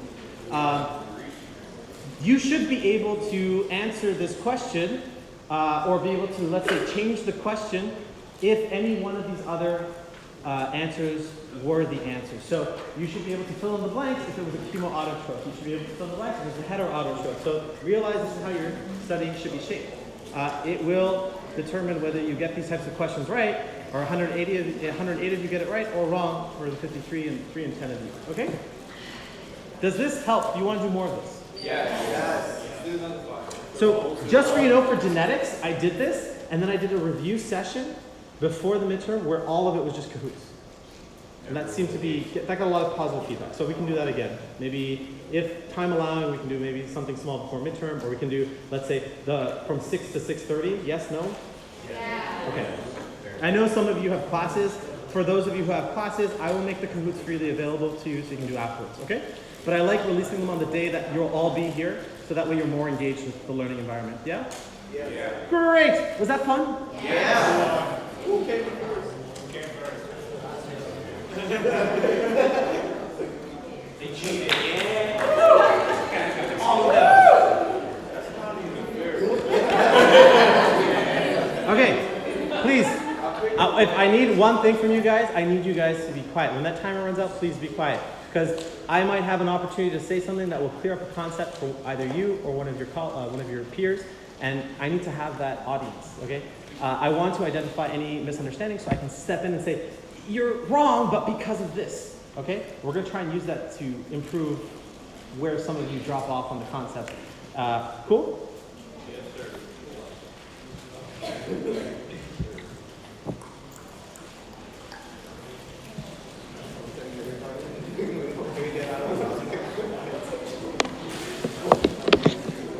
Okay.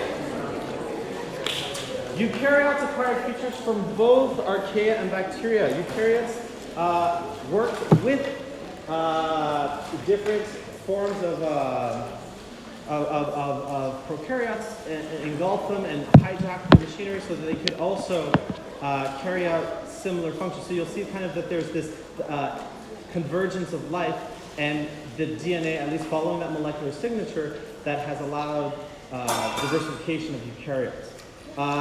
Key events that you should all memorize in understanding how eukaryotic life diversified, specifically at the cellular level when you think about protists more generally as eukaryotic life.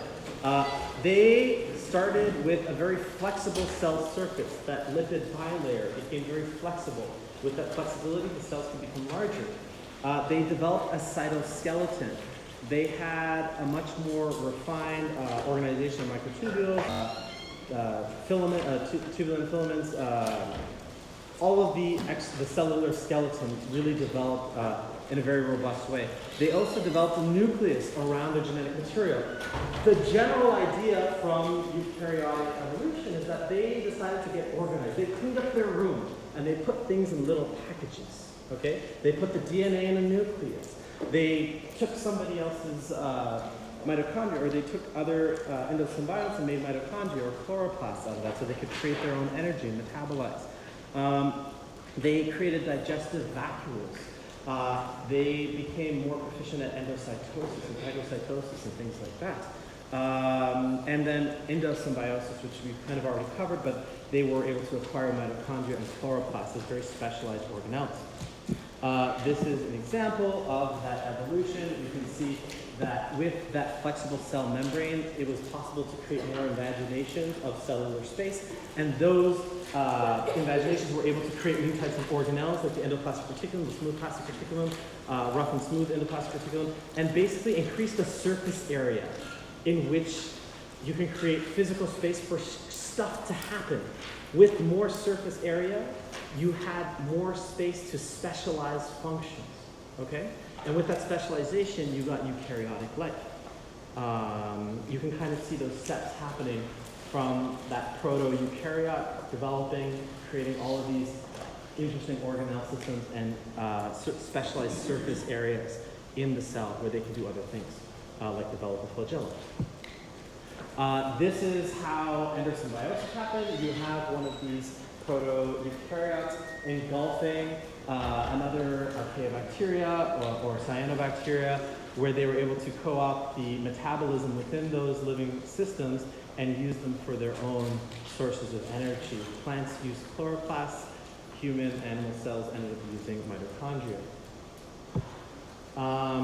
That flexible cell surface, the prokaryotic cell wall was lost. It removed the rigidity, allowing them to grow larger. As cell size increases, surface area to volume ratio decreases.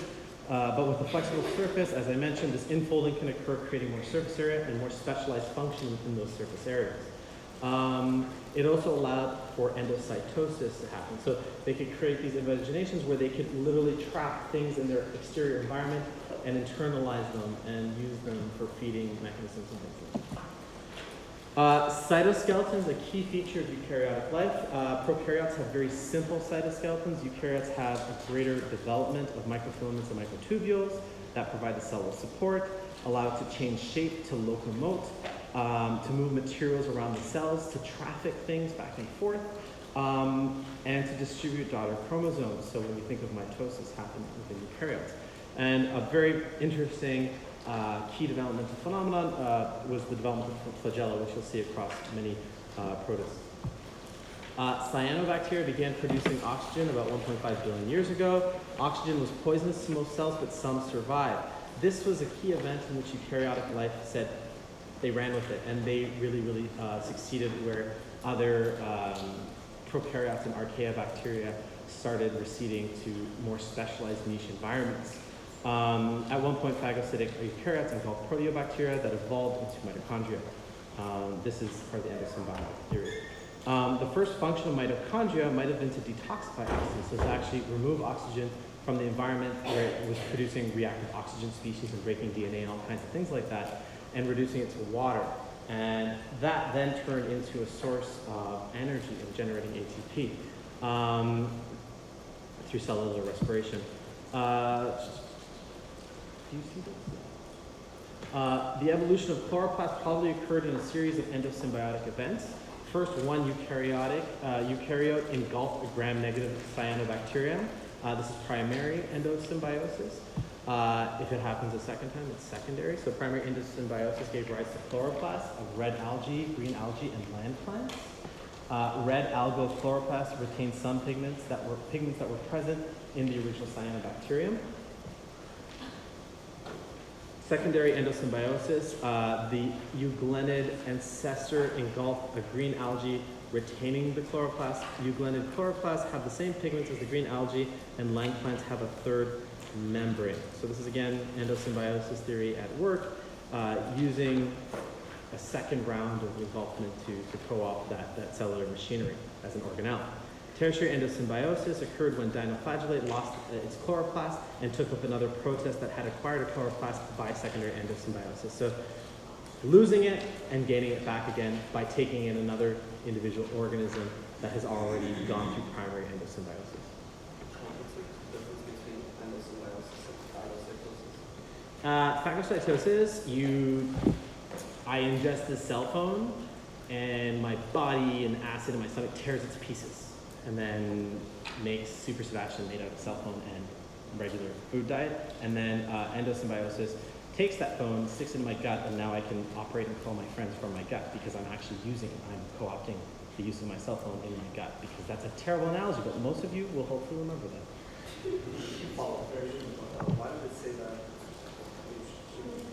Go quickly. So why did it say that like the first cell, it's like the first cyanobacteria like through phagocytosis? Because there was one round of, they take it up by phagocytosis, but to a certain extent, it doesn't get digested and processed and metabolized from the ground up within that system. Usually when phagocytosis happens, you take it in and you're kind of digesting it and you're using it from its like basic molecular building blocks, whereas when the endosymbiont theory involves keeping it alive and allowing it to divide. Mitochondria divide within you as well, and energetic at the same time. So what was preventing the cells from digesting the chloroplast? That's a great question. That's actually a really good question. I don't know. There could have been a fitness boon for the individual that didn't do it and realized if I let it live just long enough, it will produce extra ATP, and now I'll survive better than my cousin that didn't and decided to eat everything.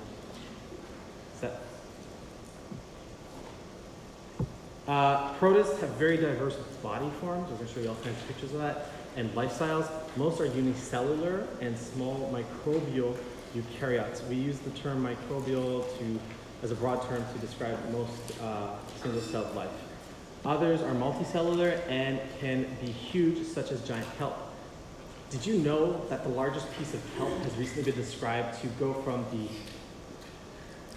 west coast of Africa all the way to the Mexican Gulf? There's a single piece of giant kelp or something to that effect, some sort of algae swarm that has actually grown from each continent.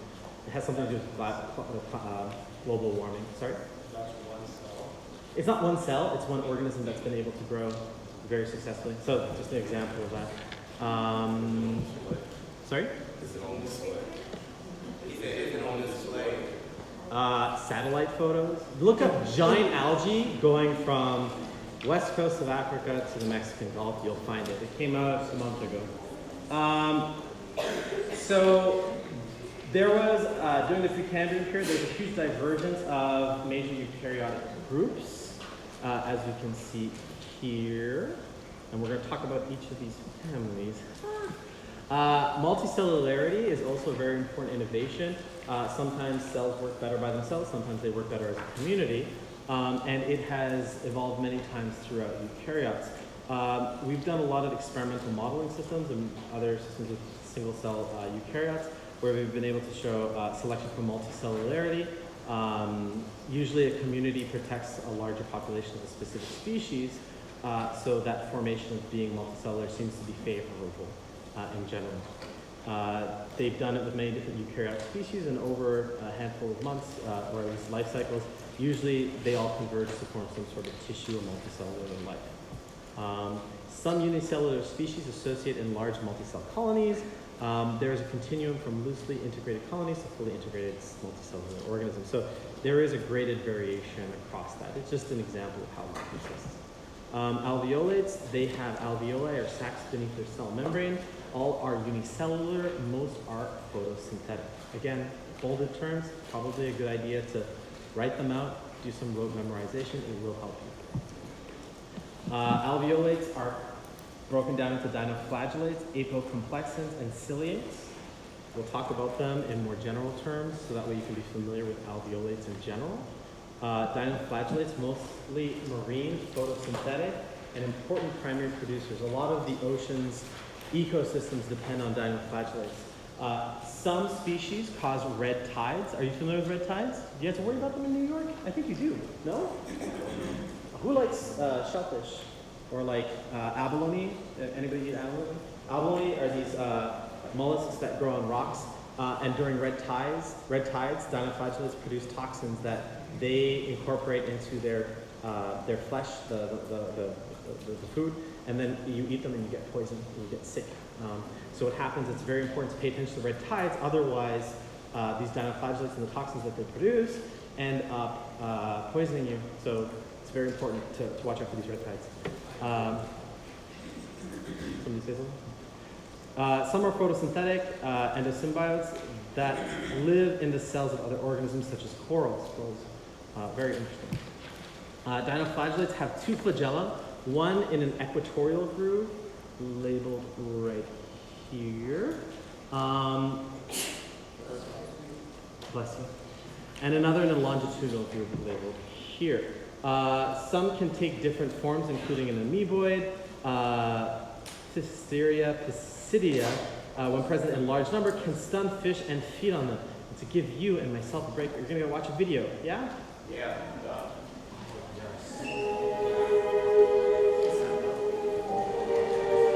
In the spring of 1997, sick fish began showing up in the pound, and then you put it all together and you actually all use a toxin to kill fish. At the Virginia Institute of Marine Science, Wolfgang Vogelwein announced evidence that Physeria kills fish by directly feeding on them, not by releasing a toxin. Okay, what you're seeing here is the tail fin of an anesthetized fish. These fish are hit, and these dinoflagellates are directly attacking the fish and feeding on the skin. It's that simple. Vogelwein put a filter between his hungry Physeria and his tiny test fish. A filter that would keep any Physeria out, but let any toxin pass through. So, just a simple experiment with repeatable results. This is just the debate over, is it releasing a toxin or is it actually eating up the fish? And you saw that little video of it eating a fin. That's cool. I think that's cool. It's like, no. Yeah? Just to give you an example, this isn't how red tide works. It's not the right same dinoflagellate. But just to give you an idea that they take up diverse functions and would be considered, based off of this function alone, very important decomposers within the ocean, because most of them are, in fact, marine. Apicocomplexans are parasites. Okay, let me say that again. Apicocomplexans all are parasites. All right, they have an apical complex. It's a mass of organelles at one tip that helps the parasite enter the host's cells. A little pointed tip. They have complex life cycles, often with two different hosts, or maybe sometimes more. A very famous example of that is Plasmodium, which causes malaria. It has part of its life cycle within the gut of a mosquito, and then the other part of its life cycle within a human. So again, apocomplexans are all parasitic, and for this reason, they can have multiple stages of life across more than one organism. Ciliates, they have all kinds of little hairs. Yes? What? Can you make it closer? Oh, yeah, of course. I can do that. Ciliates, they have many cilia, little hairs that allow them to swim across the ocean. The structure is identical to flagella. It's just dispersed across a larger surface area and much smaller. They allow the eukaryote to have more specific control over its movement, as opposed to flagellum, which is kind of like pushing the cell in many different directions. All are heterotrophic. Some have photosynthetic endosymbionts. They have a complex body form with a lot of diversity, and two types of nuclei. They're also called micronuclei. These are pictures. I started reading them, like, they give all these details of different species. You don't need that. You can just appreciate the complexity and the diversity of such life. Okay? Are you appreciating? Yeah. Would you prefer to memorize? No. But you're appreciating, right? Yeah. Good. Paramecium is an example of one of these ciliates. They have a pellicle composed of an outer membrane and an inner layer of alveoli. Remember alveolus? They have these sacs underneath their membranes that surround cilia bases. Trichocysts in the pellicle are defensive sharp darts that are shot out of the tip of an expanding filament. So they can also repurpose their cilia, or at least structures of these organelles, as a defense mechanism as well. Locomotion by cilia is more precise than that of flagella. I already mentioned that. Organisms in fresh water are hypertonic to their environment. They use contractile vacuoles to move, to excrete that excess water. It's almost like a hydrodynamic engine that they use to suck up water and spit it out, kind of like the way a squid does. The water collects in the contractile vacuole, which then contracts to expel the water from the cell. They also have digestive vacuoles, which are these, pretty much what you would expect them to do. They are vacuoles within the eukaryote that can ingest solid food particles through endocytosis. The food is digested in the vacuole, then smaller vesicles pinch off, increasing the surface area for the absorption of nutrients, right? So it's a strategy to break off into small pieces, which allows digestion to happen across a larger surface area. Stemenophiles, I don't even know why I included this slide. They have two flagellas with rows of tubular hairs on the longer one. We actually know absolutely nothing about stemenophiles because I decided to look for them when I was making these slides and found very little information that would actually help you learn. So you can scratch this slide. You're welcome. And then add these other 5. Okay. So stemenophiles, no, there is information here, but focus specifically on what we have within these. You need to know that there are diatoms, brown algae, and oomycetes. I don't know why I just include this one slide just to say this one specific feature. I don't think it will be a very important point, but anyways. So diatoms, they're unicellular, but many form filaments, so they form these complex structures, obviously, usually with many other diatoms. They have very beautiful symmetry if you look at photos of them. They have a lot of pigments as well, carotenoids that give them a yellow or brownish color. They make carbohydrates and oils as storage products. And only male gametes have flagella. Diatoms deposit silicon in the walls, which are constructed in 2 pieces like a Petri plate. They are bilaterally or radially symmetrical. And asexual reproduction is done by binary fission. Both top and bottom of the Petri plate become the tops of new daughter cells. So that probably is not super clear, but when you see pictures of them, you can see that radial and bilateral symmetry. Radial symmetry, bilateral symmetry. Does that make sense to you? Yes. If anyone's unclear about that, you can send me an email. I can clear it up as well. So there's your radial and bilateral symmetry, and you can see these plate-like structures that are made from silica. Important things about their life cycle and metabolism, just realize that they make oils to store energy. Sexual reproduction results in larger cells. Gametes fuse to form a zygote, which grows substantially before a new cell wall is laid down. Diatoms are major primary producers in both the ocean and freshwater ecosystems. They are at the very bottom of that food network and that food chain that supplies diversity to, or that supplies energy to pretty much all of life. Something bad happens to them, good luck. There is also brown algae. These are multicellular. Some get very, very large, such as giant kelp, and they possess pigments like carotenoids, fucoxanthin, which gives it that brown color. They're almost exclusively marine, meaning you only see them in salt water, and they form dense mats in the Sargasso Sea in the mid-Atlantic. Carotenoid is a chemical structure of, these are pigments. You can find them carrots, as you would assume from a name like Krotner, but they usually attribute the colors of pigments that are often found in the red, yellow, and orange spectra. So parrots, birds that have bright red plumage are concentrating carotenoid pigments within their feathers to have that color. So it's an important pigment that we usually use to trace light. If they have those, that is important. Most brown algae attach to rocks by a holdfast that glues the rock very strong. Actually, a lot of biomimetic engineers are trying to understand that glue so that they can make their own industrial glue by understanding the chemistry of how light figured this out some millions and billions of years ago. It's used as an emulsifier in ice cream, cosmetics, and other products. Oomycetes, these are water molds and downy mildews. This is a beetle that's been infected by an oomycete that is clearly thriving. Water molds are absorptive heterotrophs. They secrete enzymes to digest large food molecules into smaller molecules that can be absorbed. So they're very good at decomposing the life around them, specifically in aquatic environments. Saprobic means that they feed on dead organic matter. Again, decomposers in our ecosystem. Downy mildews and other terrestrial oomycetes. Some help decompose dead organic matter. Some can be parasites that attack avocados, grapes, potatoes, and other plants. You're part of the generation of avocado toast because that's a thing, right? You just put avocados on food for a very long time, and then all of a sudden it gets named something.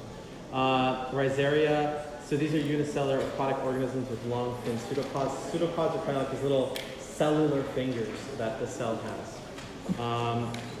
So now we're moving on to rhizarians, this third clade of single-celled eukaryotes, which break down into cercozoans, foraminiferans, and radiolarians. Cercozoans, some are aquatic, others live in soil. They're diverse and they colonize many different habitats. One group has chloroplasts derived from green algae by secondary endosymbiosis. So they took in another individual that had the endosymbiote for photosynthesis, for chloroplasts, basically. Foraminiferans secrete shells of calcium carbonate. I think that's a very distinctive feature of those specific animals. There are pictures to help you put that together. And a lot of sand in beaches is usually formed from these foraminiferans. Some live as plankton, others at the bottom of the sea. They're thread-like branched pseudopods. They extend through numerous pores in the shell and form a sticky net that captures smaller plankton. This is a nice picture of those foraminiferans. They form a layer of limestone that's seen in marine environments. They've accumulated over millions of years to form limestone. Living foraminiferans have been found in Challenger Deep, which is the deepest point in the ocean. So when you're thinking about how they're at the bottom of the ocean, if you're looking for living versions of that and not just the fossils of it that you would see in that limestone layer, you would look at some of the deepest parts of the ocean to find it. You look like, yeah?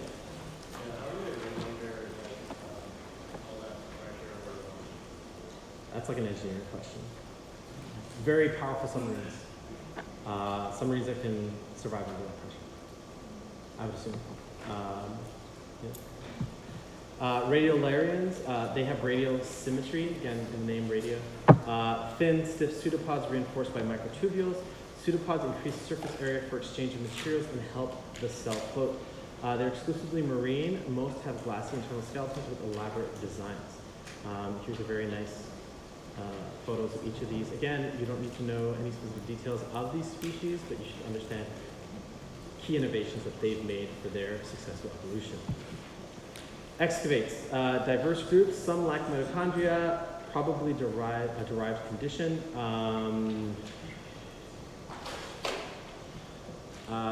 There are diplomonads and parabasilids. They're unicellular, no mitochondria.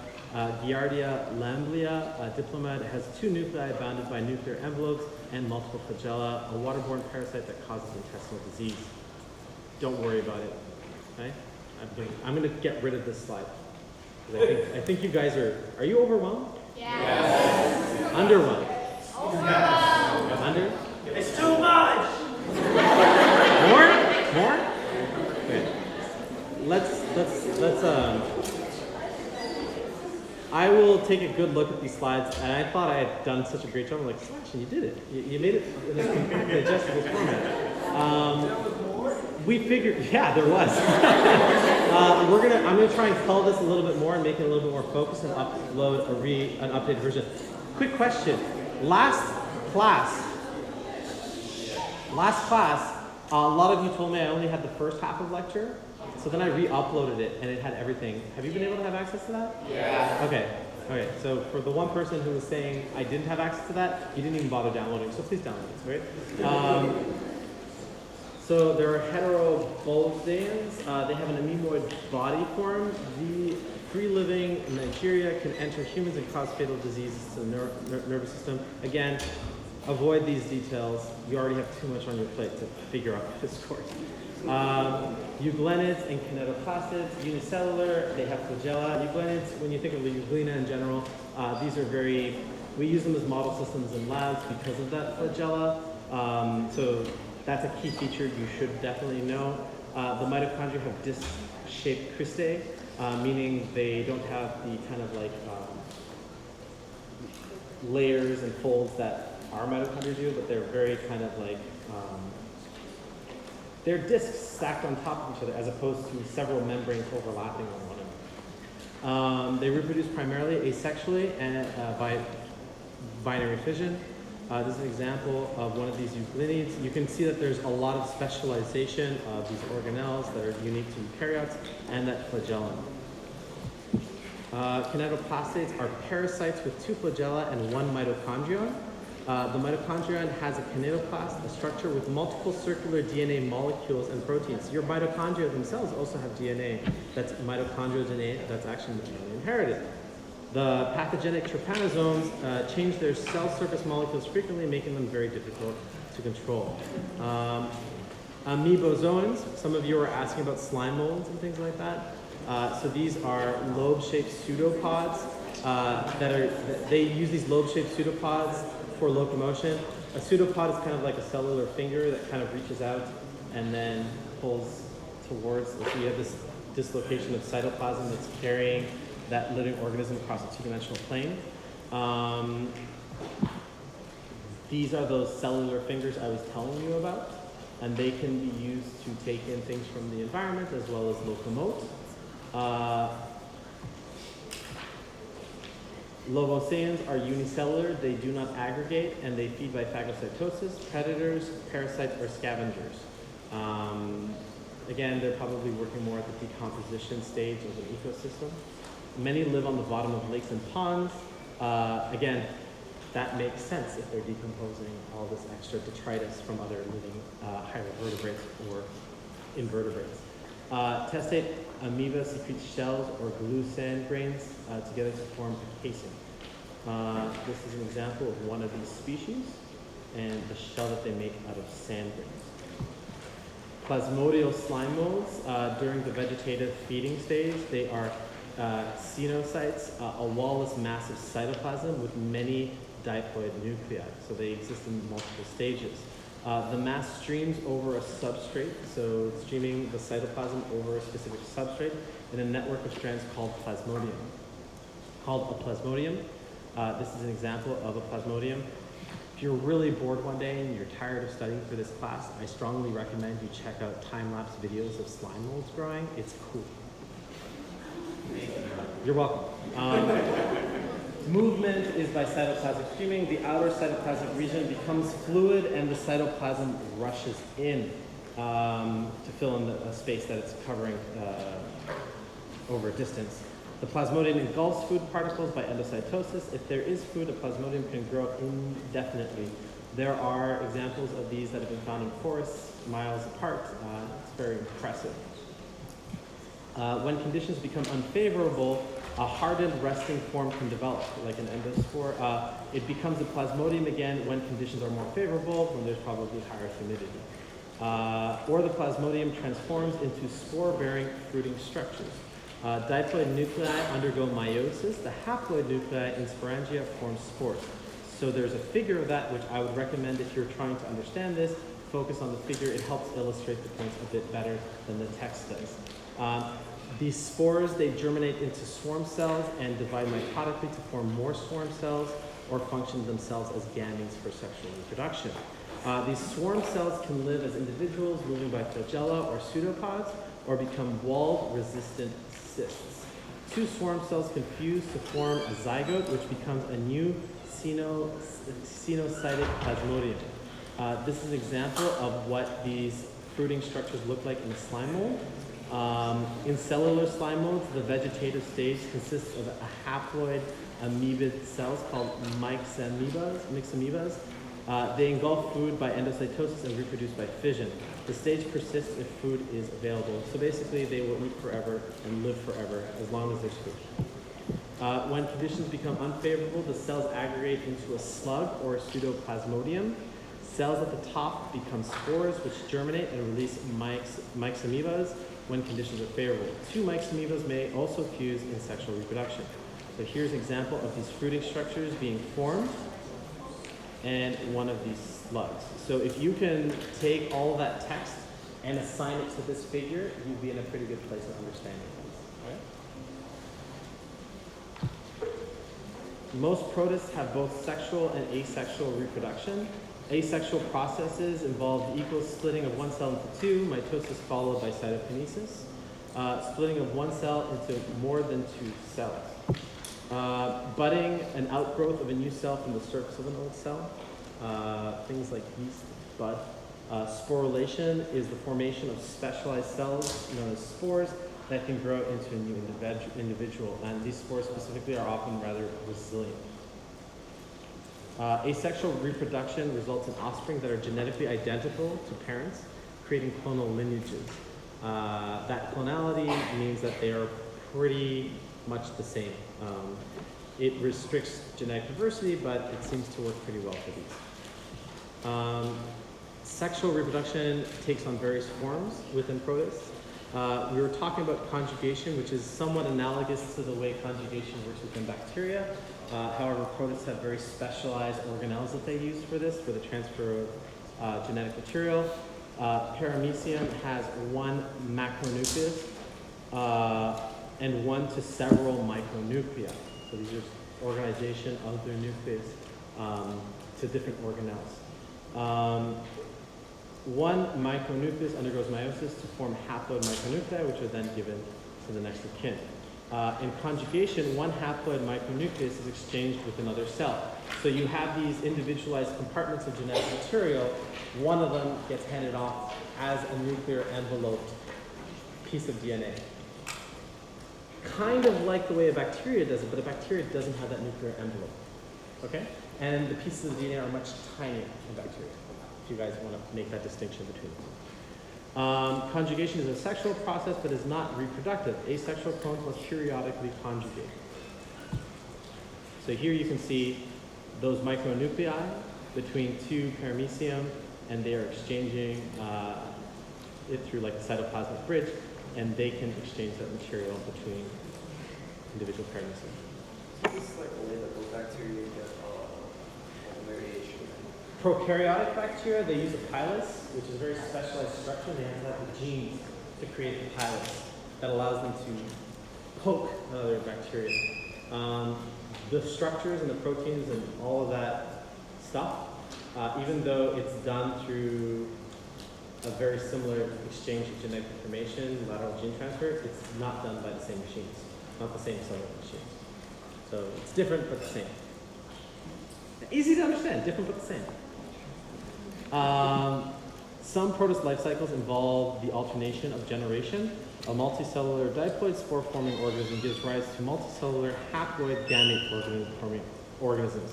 The haploid or diploid organism, or both, may reproduce asexually. The generations may be different morphologically, meaning across generations they are heteromorphic, different and morph across generations, or they're isomorphic, where the generations have similar morphology. They're pretty much more or less clones of one another. Examples of both exist in brown algae. Sporocytes in the diploid spore-producing organism divide meiotically to produce haploid spores.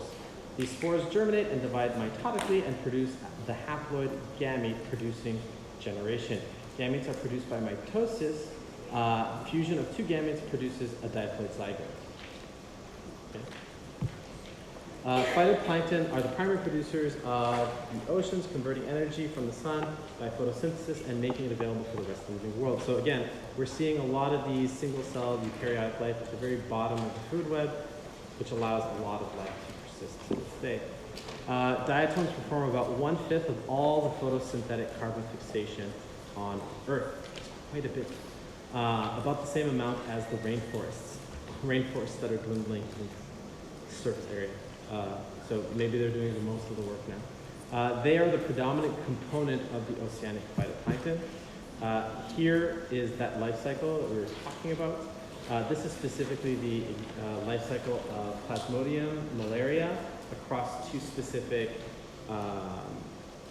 host organisms, and the way that they form and their specific lifestyle. This is a good schema to study to understand those previous ideas. Let me just check one. Slide 125.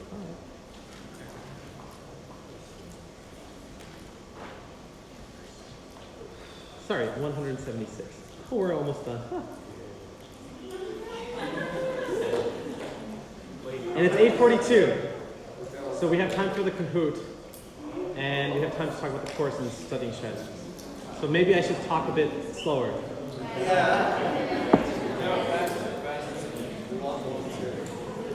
All right. How about we take a break? 5 minutes? 5 minutes. 5 minutes.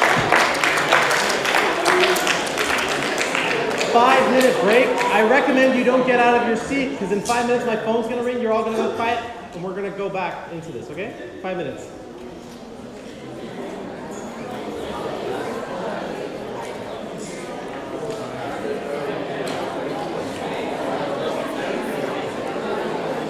Quick question, I'm so sorry. No. It appears as though the PowerPoint is just basically summarizing the entire chapter. Minus like 50 slides, I think.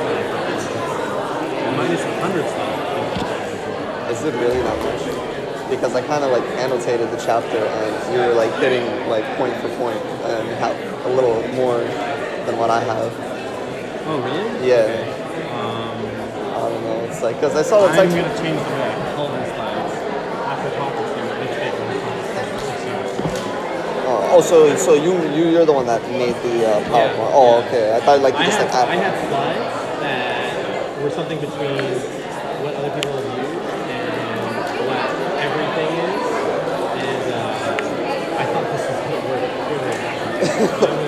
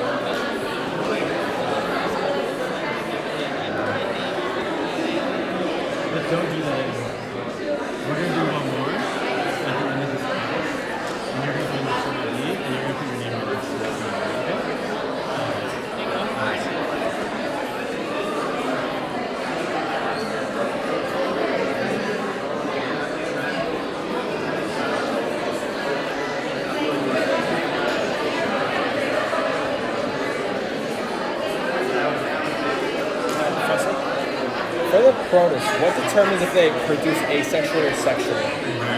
Which is the environment.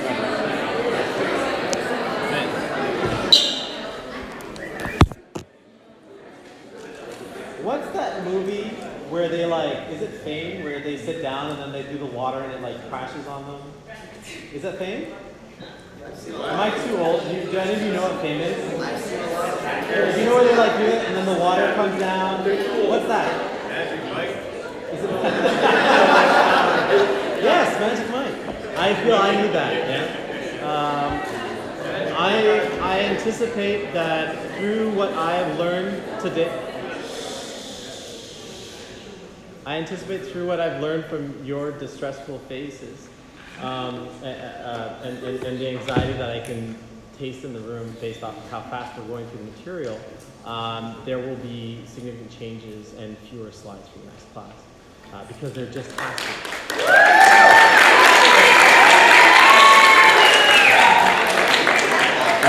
Do I know how to get an audience going? No, I want this to be somewhat tolerable for myself mainly. It's like a marathon, it feels like it. I'm sure it is also for you. A few important things to note. Remember your student ID from this day onwards, because you're going to be asked to enter it at a moment's notice. I like to do these little quizzes, the Kahoot things at the end of the thing, at the end of the of a given part of the lecture. However, be ready to write down your student ID. Don't forget your name. Next class, definitely do not write down your name. I'm going to actually just stop. I won't mark those next week, okay? So please remember your student ID. It's important for you to collect the marks that you are trying to collect credit on right now.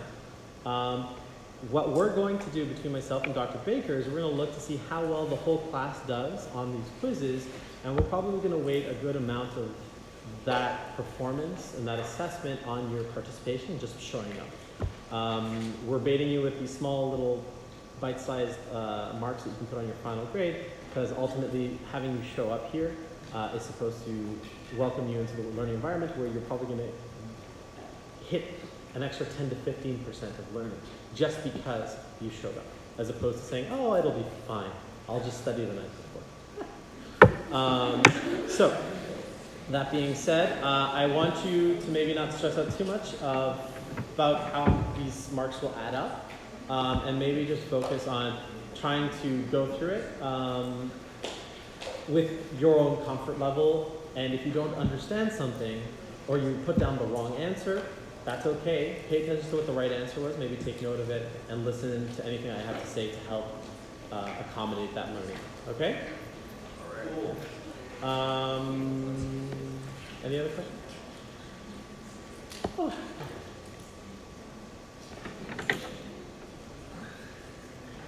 So, I'm going to finish up these slides in a timely manner. For what it's worth, things get a lot more interesting the moment life becomes multicellular.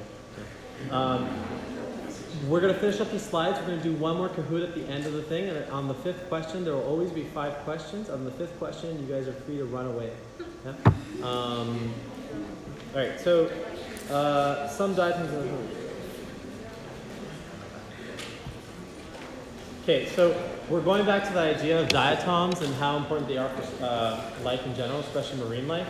Diatoms and dinoflagellates, they reproduce in huge numbers when environmental conditions are favored, meaning it's the right temperature outside, it's the right lighting condition, there's not too many predatory species to take over, and when they start to reproduce, they really, really go at it, and they get really, really dense in numbers. During red tides, the concentration of dinoflagellates can reach up to 60 million per liter, and they produce nerve toxins that harm or kill many vertebrates, especially fish. Perhaps you've seen photos of this. You'll see a lot of dead fish floating on the surface of these marine species. You'll see them washing up to shores. Happens quite a bit in the Gulf of Mexico and in Florida. So things to look out for. In fact, these red tides are so noticeable that you can literally see them from space. Using satellite imagery and remote sensing, you can see the waters turn red. Yeah. So what causes these red tides? Dinoflagellates. What? Dinoflagellates. An example of one of these. Endosymbiosis is common among protists, among eukaryotic single-celled life. Many radiolarians have photosynthetic endosymbionts, which are in part a golden brown color. Both benefit. The host uses carbon compounds made by the endosymbiont, which in turn gets nutrients or physical protection from the host. So it's a symbiotic relationship between the endosymbiont and the host organism. Dinoflagellates are common endosymbionts. They're often incorporated into other eukaryotic life cycles. Most are photosynthetic. Some species live in corals and provide photosynthetic products to the corals. If the dinoflagellates die as a result of changing environmental conditions, coral bleaching results. There's a nice little inset in your textbook if you want to develop your understanding of that, how that works specifically. The coral's food supply is reduced and they can be damaged or destroyed. Diatoms store oil as an energy reserve. We kind of already mentioned that. Over millions of years, diatoms died and sank to the ocean floor. Chemical changes in oil over time produce petroleum and natural gas that we often mine for now on ocean oil rigs. The calcium carbonate of ancient foraminiferans formed an extensive thick layer in the bottom of the ocean of limestone. All right? Limestone deposits are the result of tectonic processes that have raised these layers above sea level. So now you're seeing how life, in its abundance, can now contribute to the tectonic shifts that geological life, which isn't going to be life, but geological changes can contribute to the way life gets shaped through these larger geologic events. Foraminiferous shells also make up the sand on some beaches. Foraminiferous shells are well preserved in marine sediments. The fossil assemblages are used to help characterize the geological periods and classify the date of sedimentary rocks. Based off of when foraminifera were most present, you can track it back to the fossil record. The chemistry of these shells can provide estimates of temperature at the time when the shells were formed. So we're kind of going back into the territory of geology and using life to date aspects of our own geological history. Corals and other species rely on dinoflagellate endosymbionts that are either photosynthetic or not. Some produce flashes of bioluminescence when disturbed and are seen by swimmers at night. Has anybody seen this nearby? Yeah? Yeah, you can see like blue little glows in the water, usually in sitting water where these dinoflagellates are reproducing in high number. And a nice way to tell if somebody is peeing in the water next to you, you'll see the water glow. The endosymbionts will react to the urea in the water. So that one person that's sitting with all that glow around them, don't walk too close. The flash may attract secondary predators that feed on crustaceans that eat the dinoflagellates. In toxic species, it may ward off potential predators. This is a nice little photo of somebody in a catamaran, or a trimaran, I believe, maybe, showing that dinoflagellate glow. If any of you ever make it out to like the east, like Massachusetts, Cape Cod, or any of those places, you can swim in the beaches there at around the end of summer, and in those waters, you will see all kinds of bioluminescence. Okay, Kahoot!